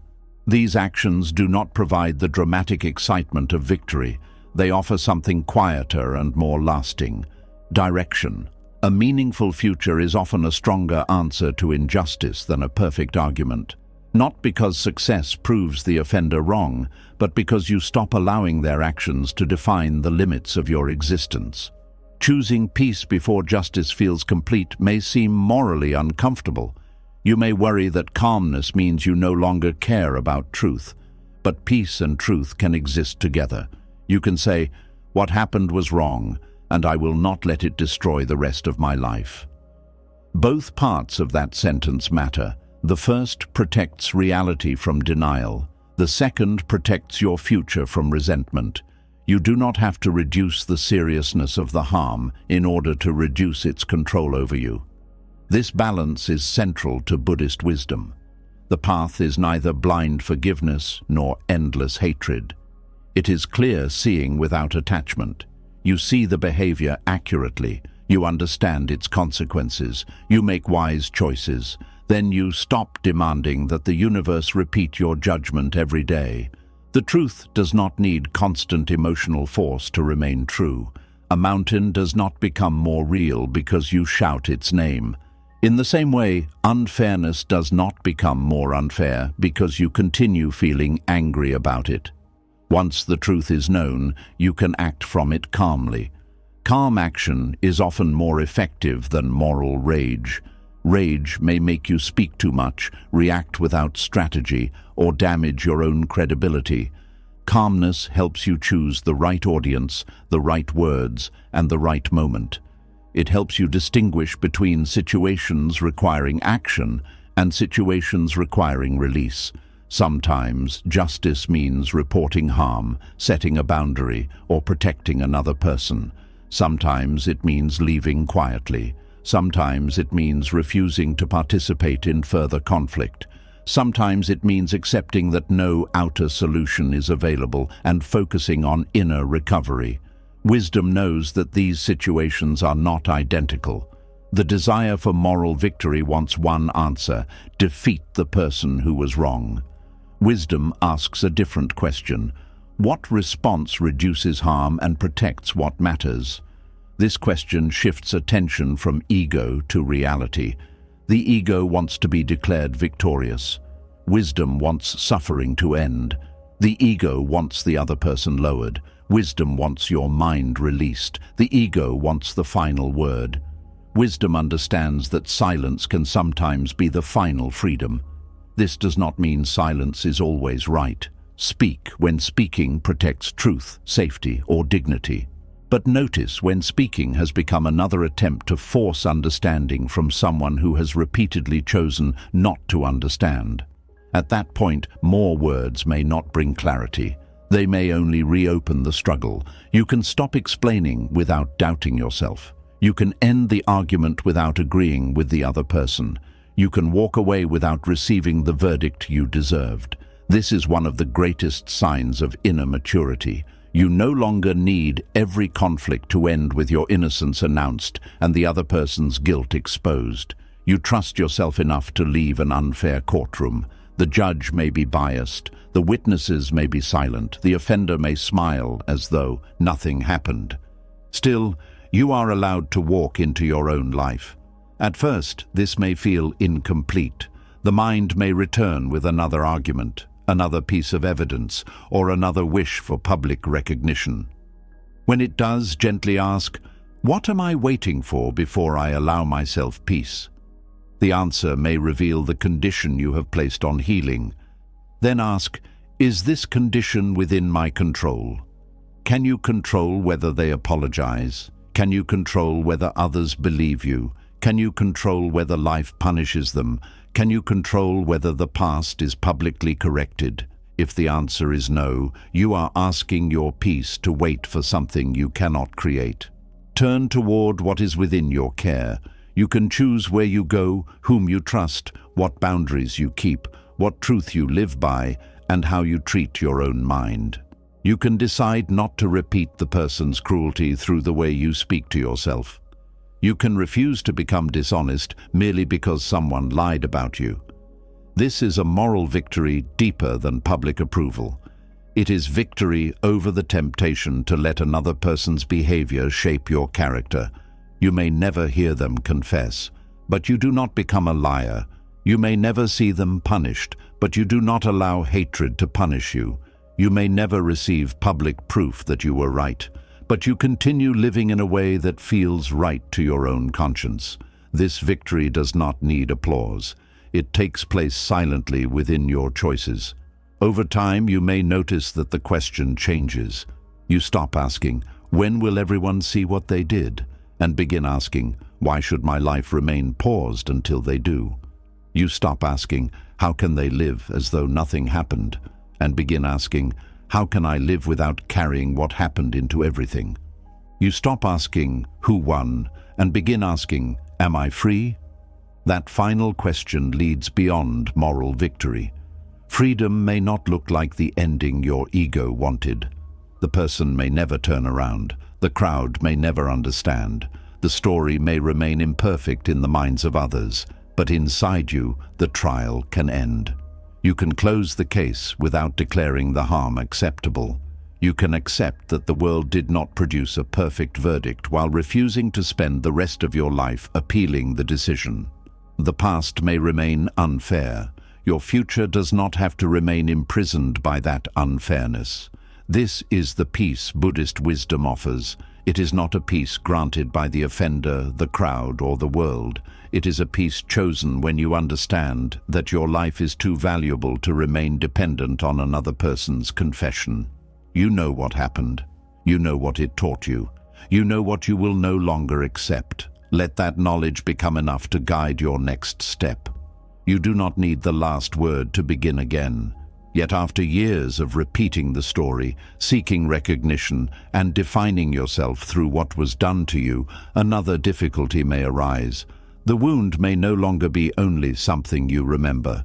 It may have become part of the identity you carry, shaping the way you describe yourself and the life you believe you are allowed to live. And this is where the wound can take on a more dangerous form. After the mind stops waiting for a perfect verdict, it may still hold tightly to the person it became because of what happened. The betrayal may have ended, the abandonment may belong to the past, and the mistreatment may no longer be happening, yet the story can remain at the center of your identity. You may no longer simply say, "I was hurt." You may begin to live as though being hurt is the clearest truth about who you are. A painful event can change the way you describe yourself. You may become the person who was betrayed, the person everyone left, the person no one valued, or the person life treated unfairly. At first, these descriptions may help you make sense of your pain. They give language to something that once felt confusing. They explain why you became cautious, distant, angry, or afraid. But a story that once helped you understand your wound can later prevent you from growing beyond it. This is how resentment becomes a substitute identity. Instead of being one experience within your life, the wound becomes the center around which everything else is arranged. Your decisions, expectations, relationships, and view of the future begin to pass through the same story. You do not only remember the betrayal, you expect betrayal. You do not only remember being ignored, you assume your needs will never matter. You do not only remember being abandoned, you begin seeing yourself as someone people eventually leave. The event becomes more than something that happened. It becomes an answer to the question, "Who am I?" This can happen quietly. You may not consciously decide to build an identity around pain. The identity grows each time you repeat the same story, explain your behavior through it, or use it to predict what will happen next. Someone asks why you do not trust people, and you tell the story. Someone asks why you avoid closeness, and you tell the story. Someone asks why you gave up on a dream, and again, the wound becomes the explanation. There may be truth in these answers. Painful experiences do shape us. They can affect confidence, trust, and the choices we make. But there is a difference between acknowledging an influence and surrendering your entire identity to it. An influence says, "This experience affected me." An identity says, "This experience defines me." The first leaves room for change. The second turns the past into a permanent description. Buddhist wisdom teaches that the self is not as fixed as the mind believes. Thoughts, feelings, roles, and conditions are always changing. You are not one solid object that was formed by a painful moment and must remain that way forever. You are a living process, constantly responding, learning, and becoming. The person you were before the wound changed. The person you became during the pain also changes. Even the identity you now defend is not permanent, yet the mind often clings to a fixed story because uncertainty feels uncomfortable. A painful identity may still feel safer than having no clear identity at all. If you know yourself as the betrayed one, you understand why you are guarded. If you know yourself as the abandoned one, you can explain why you expect people to leave. If you know yourself as the mistreated one, your anger has a clear purpose. The story gives order to the pain. Without it, you may feel lost. You may have to ask new questions. Who are you when you are no longer trying to prove that the harm mattered? What guides your choices when the wound is no longer the main explanation? How do you relate to others when you stop expecting them to repeat the past? These questions can feel frightening because they open a space where no fixed answer exists. Resentment fills that space with certainty. It says, "You are the person they hurt." It tells you what to expect and how to behave. It gives you a reason to remain distant. It protects you from the risk of becoming someone new, but protection can become limitation. A person who strongly identifies as betrayed may reject opportunities for trust, even when trust is slowly earned. A person who identifies as abandoned may hold people too tightly or push them away before they can leave. A person who identifies as ignored may interpret every delay, disagreement, or moment of distraction as proof that no one cares. The identity begins producing the experiences it fears. You may enter a new relationship expecting rejection. Because you expect rejection, you remain tense, suspicious, or emotionally unavailable. The other person senses the distance and eventually withdraws. Their withdrawal then appears to confirm your belief, people always leave me. The story creates behavior. The behavior affects the relationship, and the result strengthens the story. This does not mean you are responsible for every painful thing that happens. It means unresolved identity can shape how you interpret and respond to life. Without awareness, you may keep rebuilding the same emotional world, even when the people around you are different. The wound becomes a script, and everyone new is given a role. One person becomes the next betrayer. Another becomes the next person who will ignore you. Someone else becomes the person you must impress, so they will not abandon you. You may not see who they truly are because you are already watching for the familiar ending. Buddhist mindfulness invites you to meet each moment without forcing it into an old story. This does not mean becoming careless or forgetting what you learned. It means allowing the present to show you what is actually happening. A person answering late is not automatically abandoning you. Someone disagreeing with you is not automatically dismissing your worth. A mistake is not always betrayal. A boundary is not always rejection. When identity is built around hurt, ordinary events can feel like confirmation of a lifelong pattern. This is why healing requires more than changing thoughts about the offender. It requires examining the beliefs you formed about yourself. Perhaps someone betrayed you, and you concluded that you were foolish. Perhaps someone abandoned you, and you concluded that you were unlovable. Perhaps someone ignored your needs, and you concluded that your needs were too much. Perhaps someone mistreated you, and you concluded that weakness invited the harm. These conclusions can survive long after the relationship ends. They become hidden beliefs that guide how you speak, love, work, and make decisions. You may become extremely careful not to appear foolish again. You may stop asking for help because needing others feels dangerous. You may silence your needs so no one can call you difficult. You may try to become emotionally hard because softness now feels unsafe. The identity formed around the wound begins demanding a certain performance. You must appear independent even when you are tired. You must appear unaffected even when you are hurting. You must remain alert because relaxing feels careless. You must expect disappointment because hope now seems childish. This can make life feel like a role you are required to play every day.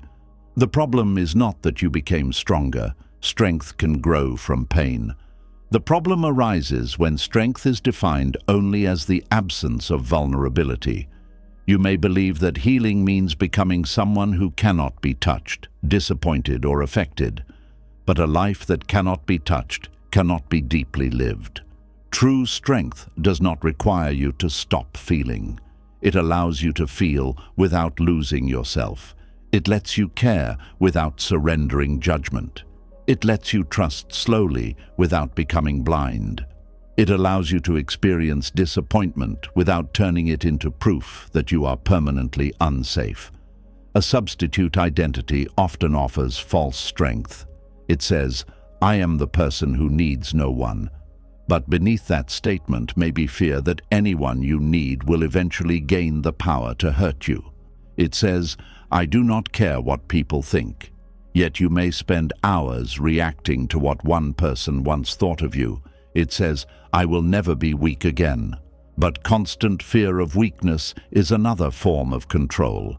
The identity may look powerful from the outside while being organized around the very wound it claims to have conquered. This is why resentment can remain even when the offender is no longer part of your life. It has become necessary to protect the identity you created. If the resentment disappears, the identity may lose its foundation. You may wonder whether releasing the anger means losing your strength. You may fear that without the story, you will become naive again. You may worry that others will think the harm was insignificant if you stop speaking about it. But the lesson can remain even when the identity changes. You can remember that trust should be earned without calling yourself permanently betrayed. You can value loyalty without organizing your life around abandonment. You can maintain strong boundaries without seeing yourself only as someone who survived mistreatment. Your wisdom does not need resentment to stay alive. One reason the wounded identity becomes powerful is that it can bring connection. When you tell your story, people may comfort you, support you, or admire your strength. This care can be important, especially when you have felt unseen. But over time, you may begin depending on the story to receive attention or belonging. You may feel that people understand you only when you speak about the pain. You may worry that without the wound, you will become ordinary or invisible. The identity then becomes socially reinforced. Friends may know you mainly as the person who went through something terrible. Conversations may repeatedly return to what happened. Your suffering becomes the most familiar way you connect with others. This can make growth feel strangely lonely. When you begin changing, some people may not know how to relate to you. They may continue asking about the wound. They may remind you of the person you were. They may even resist your progress because the old role was familiar within the relationship. Healing may require changing not only your thoughts but also the way you allow others to know you. You can begin speaking about interests, hopes, skills, and parts of your life that have nothing to do with the wound. You can let people meet your humor, curiosity, creativity, and kindness.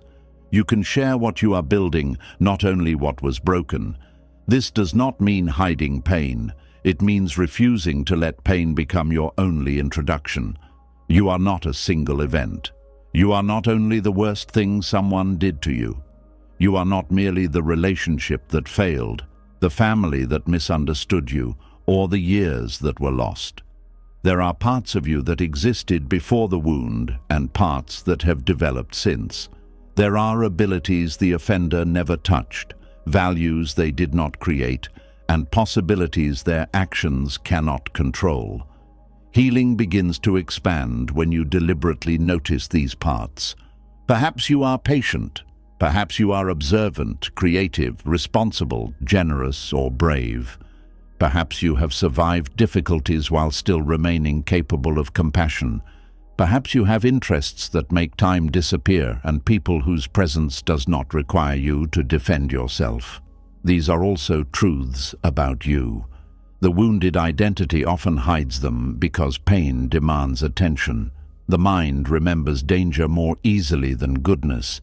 It may repeat one person's rejection while ignoring years of loyalty from others.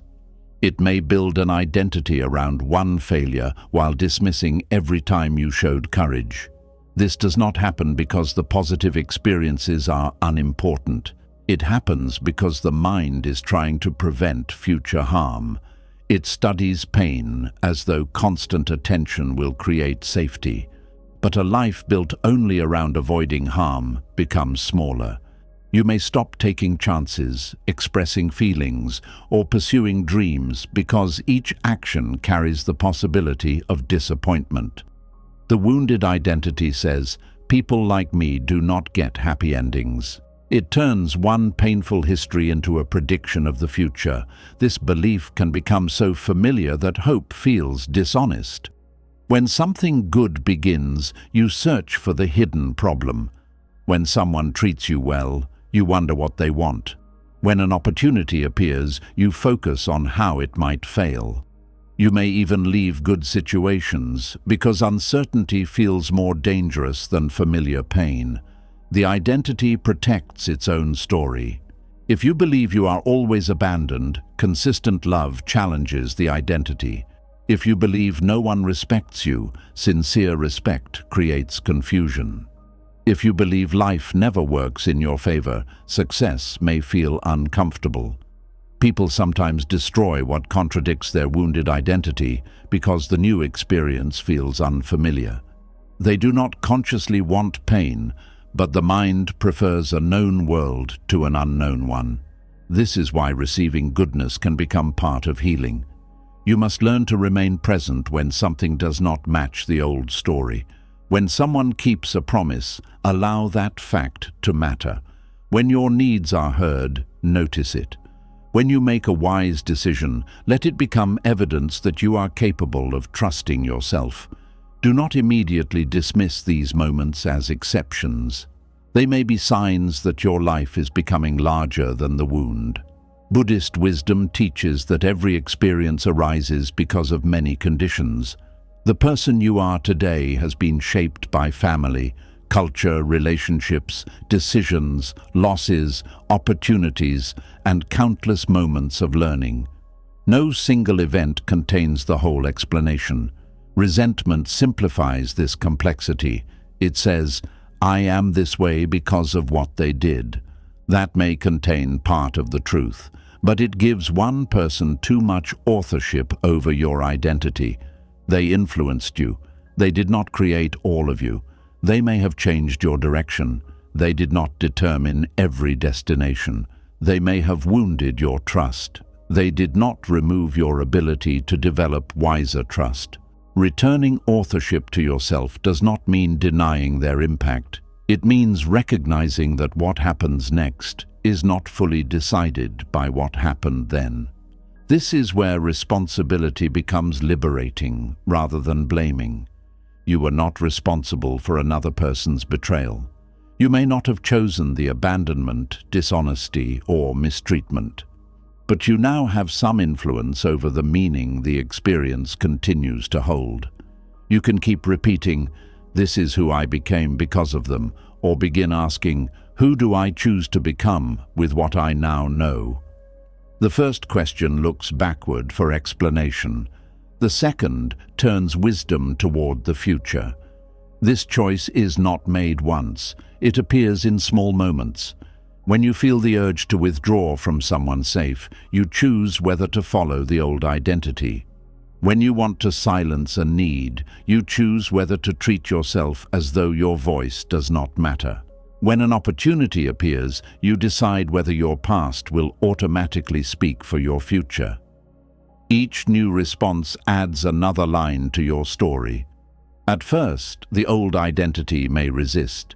It may say that you are being careless. It may warn that trust will lead to pain. It may remind you of every past disappointment. Do not fight it with hatred. This identity was formed to protect you. It learned that certain beliefs reduced uncertainty and helped you survive. Treat it as an old guard that has not realized the danger has changed. You can say inwardly, "I understand why I became this way, but I do not need to remain this way in every situation." This sentence holds both compassion and possibility. It does not shame the guarded person you became. It recognizes that those defenses once served a purpose. At the same time, it refuses to. Treat them as permanent. Healing is not war against your former self. It is the gentle expansion of who you are allowed to become. You may need to mourn the identity that carried you through the hardest years. Even a painful identity can feel familiar. It may have given you determination, boundaries, and a reason to keep moving. Letting it soften can feel like losing a companion. You are not required to reject everything it taught you. Keep the strength, keep the discernment, keep the knowledge that your peace deserves protection. Release only the belief that you must remain wounded in order to stay wise. The scar can remain without becoming your name. There is a difference between saying, "I survived betrayal," and saying, "I am the betrayed one." The first recognizes movement. Something happened, and you continued. The second freezes you inside the event. Language matters because repeated words become instructions to the mind. Notice how often you use permanent statements about yourself. I cannot trust anyone. I always choose the wrong people. No one ever listens to me. I am destined to be alone. These statements take limited experiences and turn them into universal laws. They leave no room for difference, learning, or change. Try speaking with greater accuracy. I find trust difficult after what happened. I have chosen unhealthy relationships before, but I am learning to notice patterns. Some people did not listen to me, and I am learning to speak where my voice is respected. I feel alone now, but I do not know what the future will bring. These sentences do not deny pain. They remove the finality that keeps identity trapped. The words "right now" can create space. The words "I am learning" can return movement. The words "some people" can prevent one experience from becoming a judgment of everyone. This is not empty positive thinking. It is a refusal to turn suffering into destiny. You may also explore who you are outside the story by spending time in activities that do not involve explaining the wound. Learn something new. Create with your hands. Care for a garden. Study a subject that awakens curiosity. Help someone without making your own pain the center of the interaction. These experiences remind you that you contain more than one emotional history. When you become absorbed in meaningful action, the identity begins to widen. You are not only someone who was betrayed, you are also someone who can learn. You are not only someone who was abandoned, you are someone capable of showing up for others and for yourself. You are not only the person who lost years, you are the person using this day. Purpose is powerful because it gives the mind a center beyond the wound. Resentment asks, "What did they take from me?" Purpose asks, "What can I still give to life?" This does not mean turning pain into a grand mission. You are not required to make every wound useful. Some experiences were simply painful and unfair, but you can still choose values that are larger than what happened. Perhaps you choose honesty because you know the damage of deception. Perhaps you choose compassion because you understand loneliness. Perhaps you protect vulnerable people because you remember what it felt like to have no protection. In this way, the wound becomes part of your wisdom without becoming your entire identity. The difference is important. When pain defines you, your life remains tied to its source. When wisdom includes the pain, you carry the lesson forward while leaving the offender behind. You may find that people respond differently as your identity expands. Some will welcome your growth. Others may keep referring to the old version of you. They may say, "You used to be more guarded. You said you would never trust again." Or, "After everything that happened, how can you be hopeful?" You do not need to defend your change. Growth does not make your earlier pain false. Becoming open does not mean the betrayal was harmless. Smiling again does not prove that the abandonment did not matter. It proves that the wound no longer controls every part of you. Some people may even feel threatened by your healing because they built their own identity around rescuing, advising, or comforting you. If you become stronger in a new way, their role may change. You can appreciate the support they gave without remaining broken to preserve the relationship. Healthy love allows identity to grow. You also do not need to perform healing for anyone. Becoming larger than the wound does not mean acting cheerful when you are sad or pretending you never struggle. A new identity should not become another prison. You are allowed to have difficult days without returning to the old definition. A memory may hurt, but it does not mean you are. Again, only the wounded person. Fear may appear, but fear is an experience, not your identity. Buddhist mindfulness teaches you to say, fear is present, rather than, I am fear. In the same way, you can say, sadness is here, anger is here, or the old story is here. This creates space between awareness and experience. You are the one noticing the emotion. The emotion is not the whole of you. This is one of the deepest freedoms available to the mind. Thoughts and feelings can arise without being turned into permanent descriptions of the self. You do not have to deny them. You simply stop building a fixed identity from every passing state. The wounded story may say, I am unlovable. Mindfulness notices, a thought of being unlovable has appeared. The difference may sound small, but it changes your relationship with the thought. It is no longer a final truth. It is a mental event shaped by pain, memory, and fear. You can observe it, question it, and allow it to pass. Over time, the identity becomes less rigid. You may still use words like survivor, but they no longer contain your whole life. You recognize that surviving was something you did, not the only thing you are meant to do forever. There is life after survival. Survival teaches you to watch for danger. Living also asks you to notice beauty, connection, rest, and possibility. Survival tightens the body so it can endure. Living teaches the body that it is sometimes safe to soften. You do not dishonor your survival by wanting more than it. The person who protected you during the wound deserves to experience peace too. Ask yourself gently, what parts of me have received no attention because the pain became so large? Perhaps your playful side disappeared. Perhaps you stopped creating, traveling, learning, or making friends. Perhaps you became so focused on guarding yourself that you forgot what brings you joy. These forgotten parts are not gone. They may be waiting beneath the identity built around resentment. Return to them slowly. Do something without asking whether it proves anything. Choose an activity simply because it brings calm, interest, or pleasure. Let your life contain experiences that are not responses to the past. This is how identity is rebuilt. Not through one dramatic declaration, but through repeated contact with parts of yourself the wound could not destroy.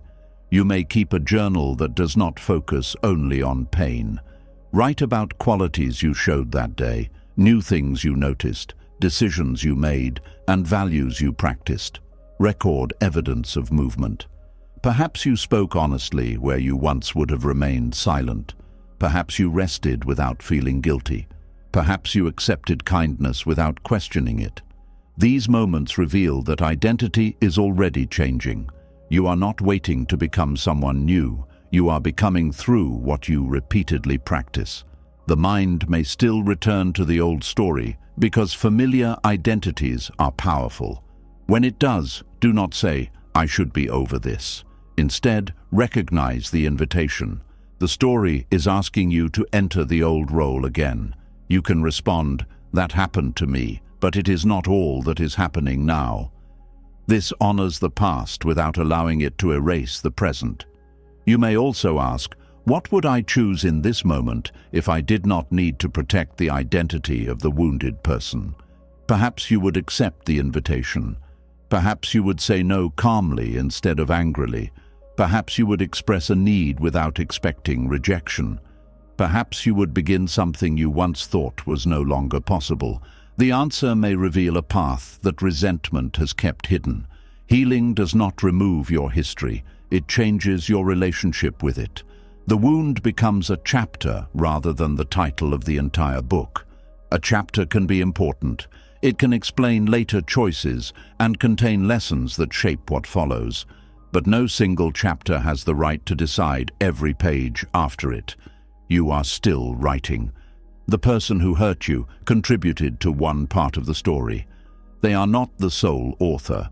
They do not decide whether the ending contains trust, purpose, joy, or peace. That authority returns to you each time you refuse to let the wound speak as your entire identity. One day you may tell the story and notice that it sounds different. You do not need to make the offender look smaller so you can feel larger. You do not describe yourself only through what was done to you. You speak with calmness, not because the harm was unimportant, but because it no longer defines your worth. You may say, "That experience changed me, but it did not finish me." This is the heart of becoming larger than the wound. You are not returning to who you were before. That person had not yet learned what you now know. You are also not remaining trapped as the person who existed at the height of the pain. You are becoming someone who can hold both innocence and wisdom, openness and boundaries, memory and freedom. The wound may always be part of your history, but it doesn't have to remain the center of your identity. You can be the person who was betrayed and still became trustworthy. You can be the person who was abandoned and learned not to abandon yourself. You can be the person who was ignored and discovered the value of their own voice.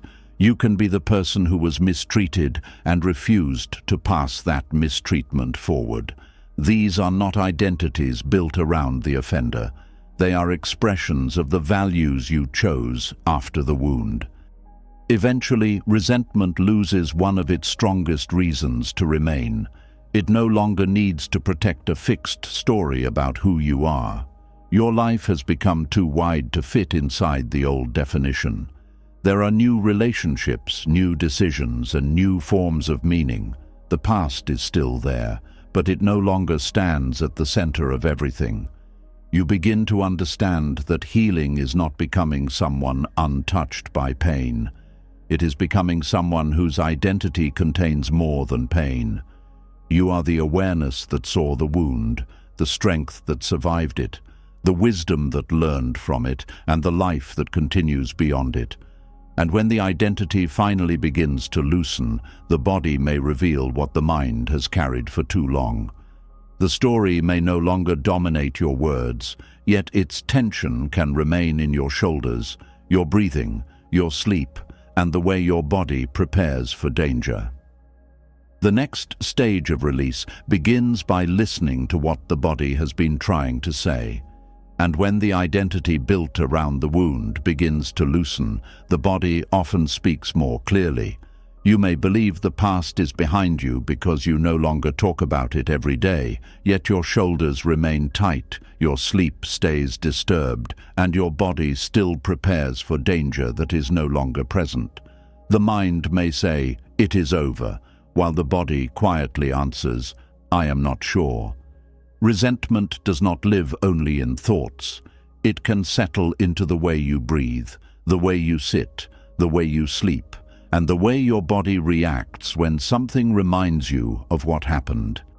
You may not be thinking directly about the person, yet your jaw is clenched. You may not be replaying the argument, yet your stomach feels uneasy. You may believe you are calm, but your hands remain tense and your mind cannot fully rest. The body often carries what the mind tries to hide. This can be confusing because the original event may have happened long ago. You may have changed homes, ended the relationship, created new routines, or stopped speaking to the person completely. Still, a certain tone of voice, a familiar smell, a place, a date, or even a simple silence can create a sudden reaction. Your heart may beat faster, your chest may feel heavy, your breathing may become shallow. You may feel the urge to leave, argue, explain yourself, or become emotionally distant. The reaction can appear before you understand why. This happens because the body learns through experience.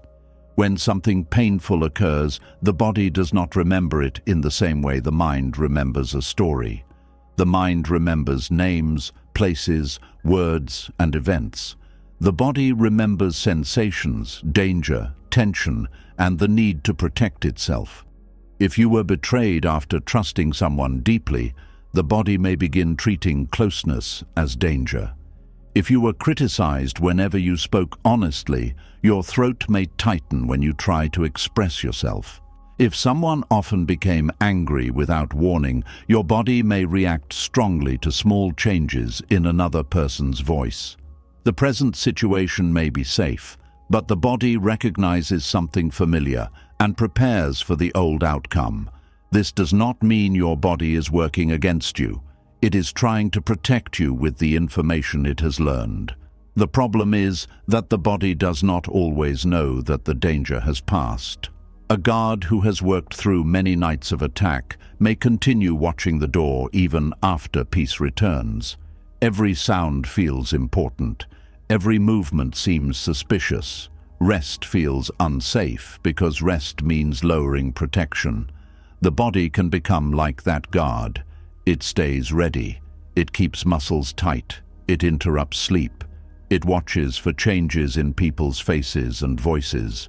It may create restlessness when everything becomes quiet because stillness once made you vulnerable. You may call yourself anxious, difficult, overly sensitive, or unable to relax, but perhaps your body is simply repeating a protection it once needed. Buddhist mindfulness begins with understanding rather than judgment. Instead of becoming angry with the body, you learn to observe it with patience. You stop asking, "What is wrong with me?" and begin asking, "What is my body trying to protect me from?"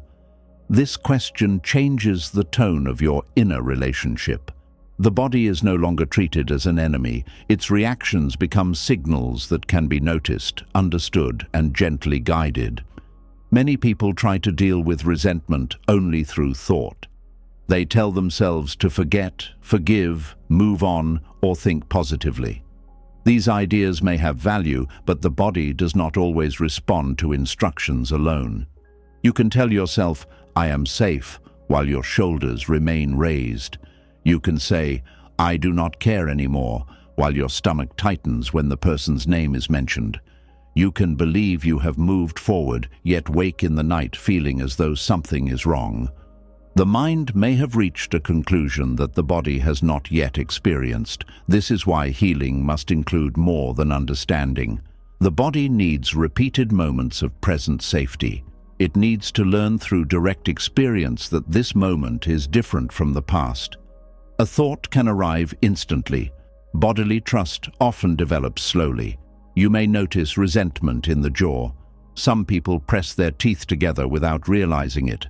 The jaw holds words that were never spoken, arguments that were never completed, and anger that had nowhere safe to go. You may notice it in the shoulders. They remain lifted as though preparing for a blow or carrying a burden.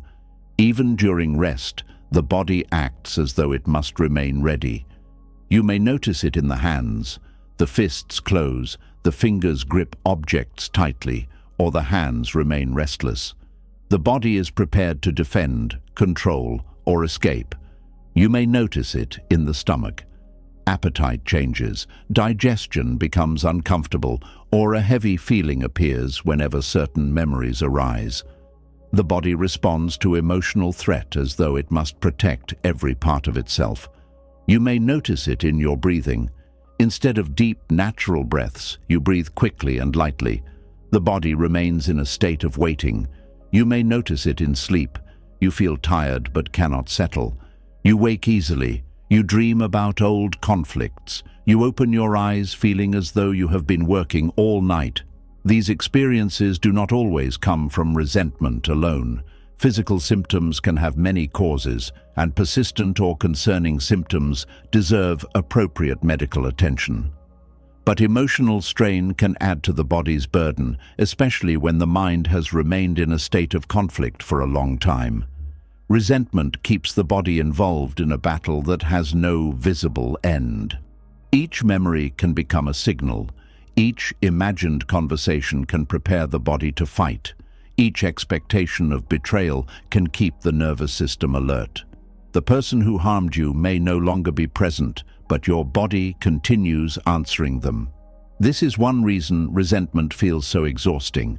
It is not only the mind that is working, the entire body participates. Energy is used to remain watchful. Muscles hold tension. Sleep becomes lighter. Attention is constantly searching for signs that something may go wrong. You may feel tired even when you have done very little physically. The exhaustion comes from inner readiness. It is difficult to rest when part of you believes danger may return at any moment. The body may also carry resentment through sudden anger. A small event happens, and the reaction feels much larger than the situation. Someone interrupts you, forgets something, or speaks carelessly, and you feel a wave of rage. Later, you may wonder why it affected you so strongly. The present moment may have touched an old place. The interruption may resemble years of being ignored. The forgotten promise may echo a deeper betrayal. The careless words may awaken memories of being treated as though your feelings did not matter.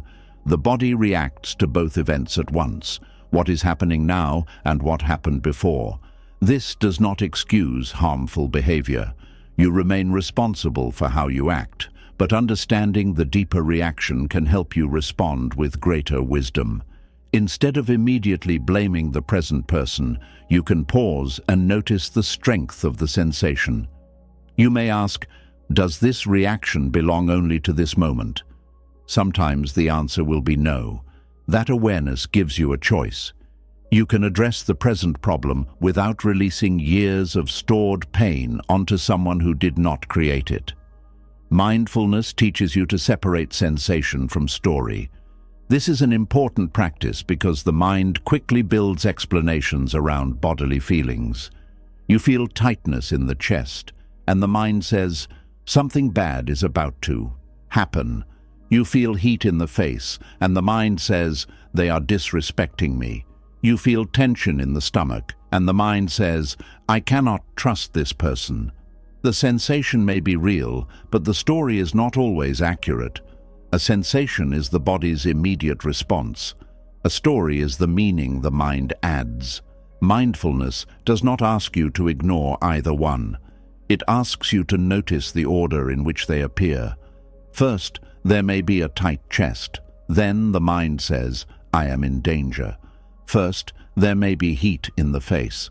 Then the mind says, I must defend myself. First, there may be a heavy stomach. Then the mind says, this will end badly. When you learn to notice the sensation before following the story, you create a small space. In that space, you can examine the present more clearly. You may discover that the body is remembering, not predicting. This single understanding can reduce the power of many reactions. The tightness does not always mean danger is here. It may mean danger was once here, and the body has noticed something similar. You can then respond to the body gently. Place your feet on the floor. Feel the support beneath you. Look around the room and name what is actually present. Notice the light, sounds, furniture, and people. Remind yourself of where you are and what is happening now. You are helping the body return to the current moment.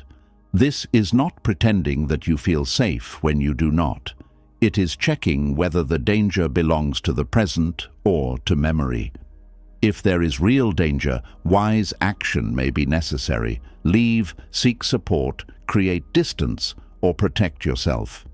Mindfulness does not make you passive. It helps you see clearly enough to respond to the situation that is truly in front of you. If the present is safe, the body can be invited to soften. The word invited matters. You cannot force the body into peace. Saying, relax immediately, may create more tension. The body may hear force as another threat. Instead, begin with small signals. Lower your shoulders slightly. Unclench your jaw. Let your hands rest open. Slow the exhale without straining. Feel the weight of your body being supported. These simple actions communicate something that words alone may not. They say, you do not have to fight in this moment. The body learns through repetition. One slow breath may not remove years of tension, but it introduces a different experience. Each time you return to safety, the body receives new information. The old pattern says, every reminder requires defense. The new experience says, a reminder can appear and I can remain here. Over time, this difference matters. Buddhist meditation often begins with the breath because the breath is always connected to the present. You cannot breathe yesterday's air. You cannot take tomorrow's breath. Each breath belongs only to this moment. When resentment pulls you into the past, attention to breathing returns you to what is happening now. You do not need to control the breath perfectly. Simply notice it. Feel where it is easiest to sense, the nose, chest, or stomach. Observe one breath entering and one breath leaving. The mind may return to the old story. That is normal. Gently come back. Every return is a quiet message to the body. We are here now. You may also practice observing sensations without naming them as good or bad. Instead of saying, "This tightness is terrible," notice its actual qualities. Is it warm or cool? Sharp or dull? Still or moving? Does it have a clear edge? Does it grow, fade, or change when you breathe? This kind of observation turns fear into curiosity. You stop treating the sensation as proof that something is wrong. You begin seeing it as a changing experience. All bodily sensations change. Some remain longer than others, but they are not solid objects. They move, pulse, soften, spread, or disappear. Resentment feels permanent when the mind speaks in fixed language. I am always tense. I can never relax. This feeling will never leave. Mindfulness brings attention to what is actually happening. Perhaps the tension is stronger in one area and weaker in another. Perhaps it changes slightly when you exhale. Perhaps there is a moment between waves when the body is less tight. These small changes show that the experience is not completely fixed. This does not mean you should sit for hours studying pain. Begin gently. A few moments of observation can be enough. If a sensation becomes overwhelming, return attention to something neutral, such as the feeling of your feet, a sound in the room, or an object you can see. Mindfulness should help you remain present, not push you beyond what feels manageable. You can also use movement to support release. Resentment can make the body feel frozen or trapped. Gentle. Walking, stretching, or slow movement can remind the body that it has choices. Movement says, "I am not stuck in that moment." A mindful walk can be especially useful. Feel each foot meet the ground. Notice the movement of your legs and arms. Look at the world around you without searching for danger. Let the rhythm of walking guide the breath. The purpose is not to escape emotion, it is to help the body experience forward movement. Sometimes the mind understands that life continues, but the body still feels frozen at the point of injury. Walking can become a physical expression of continuation. You are taking one step, then another. The past remains behind, while the body learns that it can move. Rest is equally important. People who carry resentment may struggle to rest because stillness allows old feelings to rise. They may keep themselves busy, constantly working, talking, scrolling, or planning. Activity becomes a way of avoiding what the body is holding, but constant activity also prevents the body from receiving the message that the emergency has ended. Rest does not need to begin with complete silence. You can create a gentle transition. Lower the noise, dim the lights, place your phone farther away. Sit or lie down while noticing the support beneath you. At first, rest may feel uncomfortable. The mind may produce memories, unfinished conversations, or worries. Do not treat this as failure. The noise was already present. Rest simply made it easier to hear.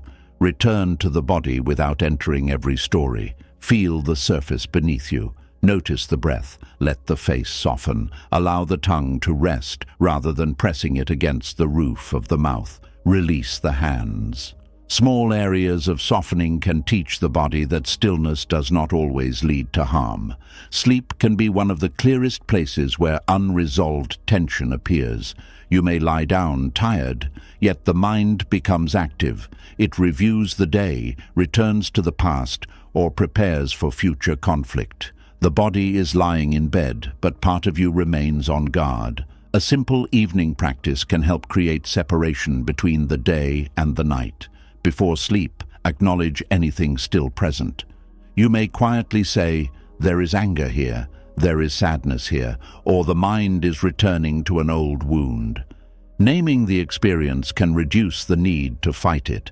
Then remind yourself, nothing needs to be solved tonight. This sentence is powerful because resentment often treats every night as another opportunity to complete the old argument. The mind believes it must find the right words, explanation, or conclusion before rest is allowed. But the past will not be repaired at 2 in the morning through exhaustion. You can allow the questions to remain unanswered until daylight. Place them down temporarily, even if you must pick them up again later. Rest is not surrender, it is care. The body may also need permission to feel emotions in safe ways. Anger held for a long time can create pressure. Some people fear that if they allow the anger to be felt, it will take control. Mindfulness offers a middle path between suppression and harmful expression. You do not have to pretend the anger is absent. You also do not have to shout at someone, break trust, or act without thought. You can feel anger as energy in the body. Notice its heat, movement, and pressure. Breathe while remaining aware of your surroundings. Let the body experience the energy without immediately turning it into words or actions. Anger often changes when it is felt directly. It may reveal hurt, fear, disappointment, or exhaustion underneath. When the mind stops feeding it with accusations, the body can begin completing the emotional movement. This is different from repeating the story. The story says, "They should not have done this." The body says, "There is heat in my chest." The first can continue endlessly. The second can rise, change, and pass. The body may also communicate through numbness. Not everyone feels obvious tension. Some people feel disconnected, heavy, or unable to identify what they are experiencing. Numbness can be another form of protection. When feeling became too much, the body may have reduced awareness in order to help you continue. Do not force yourself to feel more than you can manage. Begin with neutral sensations. Notice temperature, pressure, touch, and movement. Feel water on your hands, fabric against your skin, or air passing through your nose. You are rebuilding a safe relationship with bodily awareness. Over time, emotions may become easier to recognize. When they appear, meet them slowly. The goal is not to produce a dramatic release. Healing is often quiet. A shoulder drops, a breath becomes deeper, sleep improves slightly. A reminder appears without causing the same strong reaction. These changes may seem small, but they show that the body is learning a new reality. It is important not to turn bodily release into another demand. You may become frustrated and say, "I have practiced mindfulness, so why am I still tense?" This creates a new struggle. The body does not follow the schedule of the impatient mind. It learned its protective habits over time, and it may need time to change them.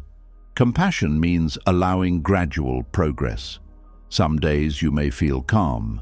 On another day, an unexpected reminder may bring the tension back. This does not mean the healing was false. It means the body encountered something that activated an old pattern. Notice how quickly the body settles compared with before. Notice whether you can recognize the reaction sooner. Notice whether you speak to yourself with more kindness. Progress is not only the absence of discomfort, it is also a wiser response when discomfort appears. You may begin to say, "My body is remembering," instead of, "I am losing control." This language reduces fear. When the body is afraid of its own reactions, tension multiplies. There is the original sensation, then fear of the sensation, then anger that it has returned. One layer becomes 3. Mindfulness removes the extra layers. It says, "Tension is present, let me meet it." This simple meeting can prevent a physical reaction from becoming an entire emotional crisis. The body also needs experiences of healthy connection. Resentment often develops after another person becomes a source of danger, disappointment, or confusion.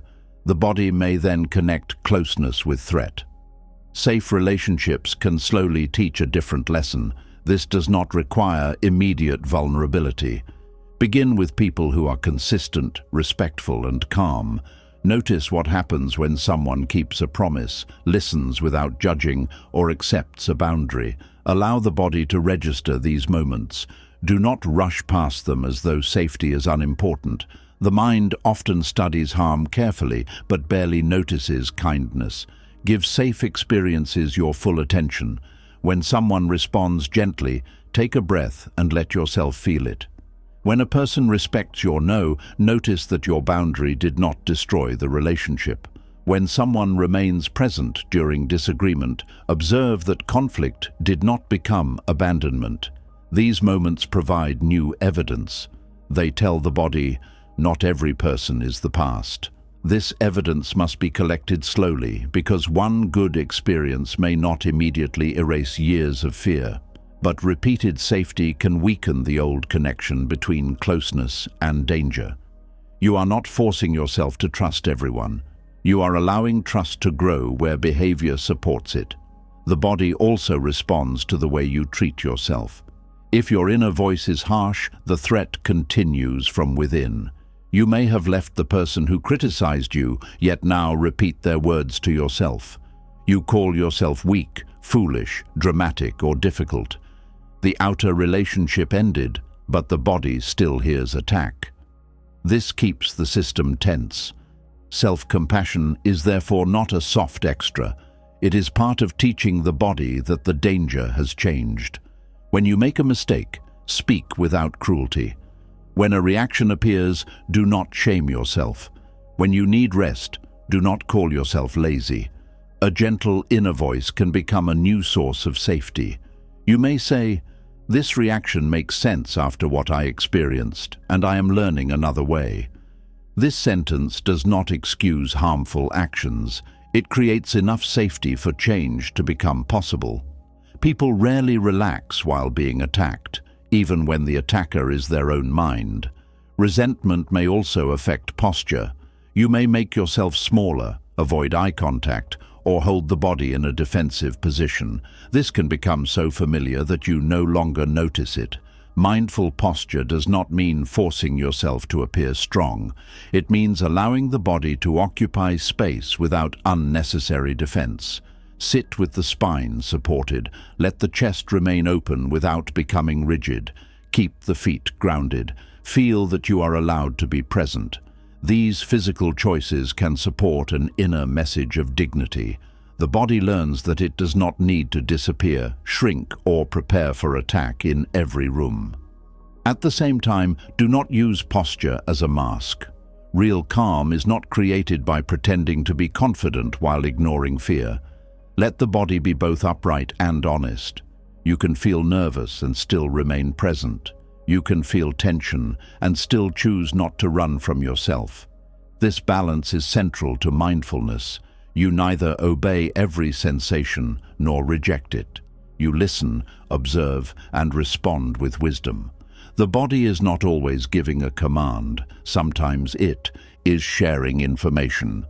A fast heartbeat may say, "Something feels familiar." Tight shoulders may say, "I am carrying too much." Restlessness may say, "I do not yet feel safe enough to stop." Listen without assuming the message is a final truth. Then ask what response would be kind and useful. Perhaps you need distance from a stressful situation. Perhaps you need to speak a boundary. Perhaps you need food, water, rest, movement, or quiet. Perhaps you need to stop reading messages that pull you back into conflict. Mindfulness connects inner awareness with wise action. It is not only sitting still, it is learning what the present moment requires. Sometimes the body remains tense because your life still contains conditions similar to the past. You may be trying to calm yourself while remaining close to someone who repeatedly disrespects you. You may practice breathing while continuing to ignore your own limits. The body may not feel safe because the situation is not safe enough. Inner work should not be used to tolerate ongoing harm. Buddhist wisdom includes clear seeing. If a relationship, environment, or pattern continues injuring you, the answer may not be deeper relaxation. The answer may be change. Create distance where necessary. Seek help. Speak honestly. Stop returning to situations that repeatedly produce the same wound. The body often relaxes when your actions begin matching what you know. If you say, "I deserve peace," but repeatedly allow the same mistreatment, the body receives conflicting messages. When you protect yourself consistently, trust in yourself begins to grow. The body learns, "I will not abandon myself when danger appears." This is a powerful form of safety. You may not be able to control every person, but you can become more dependable to yourself. You can leave when a boundary is repeatedly crossed. You can ask for support. You can stop explaining yourself to someone committed to misunderstanding you. Each wise action reduces the body's need to remain on constant guard. It begins to believe that protection does not require endless tension because awareness and choice are now available. As this trust grows, resentment may lose some of its physical force. The memory can appear without making the entire body prepare for battle. You may still feel discomfort, but there is more space around it. The jaw softens sooner, the shoulders lower, the breath returns. The body is not forgetting. It is learning that remembering does not require reenacting the threat. This is the physical side of release. You are no longer trying to tear the past out of the body. You are surrounding the old memory with enough present safety that it no longer needs to control every reaction. The body begins to distinguish between then and now. Then you may have had no voice. Now you can speak. Then you may have felt trapped. Now you have choices. Then you may have depended on someone who caused harm. Now you can seek healthier support. Then you may not have understood what was happening. Now you recognize the pattern. These differences should not remain only intellectual. Pause and let the body feel them. Notice the door you can leave through. Feel the phone you can use to call someone. Recognize the strength in your legs, the clarity in your mind, or the support available around you. Present safety becomes real through details. Over time, the body may begin releasing habits it no longer needs. You sleep more deeply. Your reactions become less intense. You feel less tired after ordinary interactions. You can sit quietly without immediately returning to the old conflict. This release may not be complete or permanent. Life will still bring stress, but the body is no longer carrying the same constant message that the past is about to happen again. You become able to experience calm without mistrusting it. This can be surprisingly difficult. People who have lived with tension for years may find peace unfamiliar. When nothing is wrong, the mind starts searching for a problem. The body has learned that calm is only the moment before danger. Mindfulness helps you remain with calm long enough to discover that it can be safe. When a peaceful moment appears, do not rush past it. Notice it. Feel the support beneath you. Listen to the quiet. Let one easy breath complete itself. You are teaching the body to recognize peace, not only danger. These moments may last only a few seconds at first. That is enough. Safety grows through small experiences that are fully received. The body does not need a promise that nothing painful will ever happen again. No one can honestly make that promise. It needs confidence that if difficulty comes, you will meet it with awareness, boundaries, and care. Safety is not the guarantee that life will never hurt you. It is the growing trust that you will not disappear from yourself when it does. This trust is deeper than control. You cannot control every loss, betrayal, or change, but you can learn to stay present, listen inwardly, and respond without allowing old resentment to command every part of you. Buddhist mindfulness does not erase the body's history. It changes the body's relationship with that history. The memory becomes something the body can notice without treating it as an immediate threat. The sensation becomes something you can observe without building another painful story. The tension becomes a signal that invites care rather than proof that the past still owns you. Slowly, the body understands what the mind has been trying to say. The event is over. The person is not here. This breath belongs to now. Your shoulders do not need to carry the argument. Your jaw does not need to hold every unsaid word. Your hands do not need to remain prepared to defend you from yesterday. You can let the chair support you. You can let the ground hold your weight. You can allow one part of the body to soften without demanding that everything become peaceful at once. Release begins in small places: a loosened hand, a slower breath, a night of slightly better sleep, a memory that passes without taking the entire day. These are not minor changes. They are signs that the past is losing its physical grip. The body is learning that it no longer has to keep the wound alive in order to protect you. Resentment keeps the past alive by replaying the pain, hiding grief behind anger, preserving broken relationships inside the mind, and making peace depend on apologies that may never come. It can become an identity, settle into the body, and quietly shape the way you see yourself, other people, and the future. But Buddhist wisdom reminds us that letting go does not mean the harm was acceptable. It means you are no longer willing to let yesterday control today. You can remember without reliving, protect yourself without hatred, and carry the lesson without carrying the wound. The past may explain your pain, but it does not deserve to own your peace. If you are ready to stop giving old wounds new life, write "I choose peace" in the comments. Let those words become a promise to yourself. And if this message helped you, subscribe to the channel for more Buddhist wisdom that brings calm, clarity, and freedom into your life.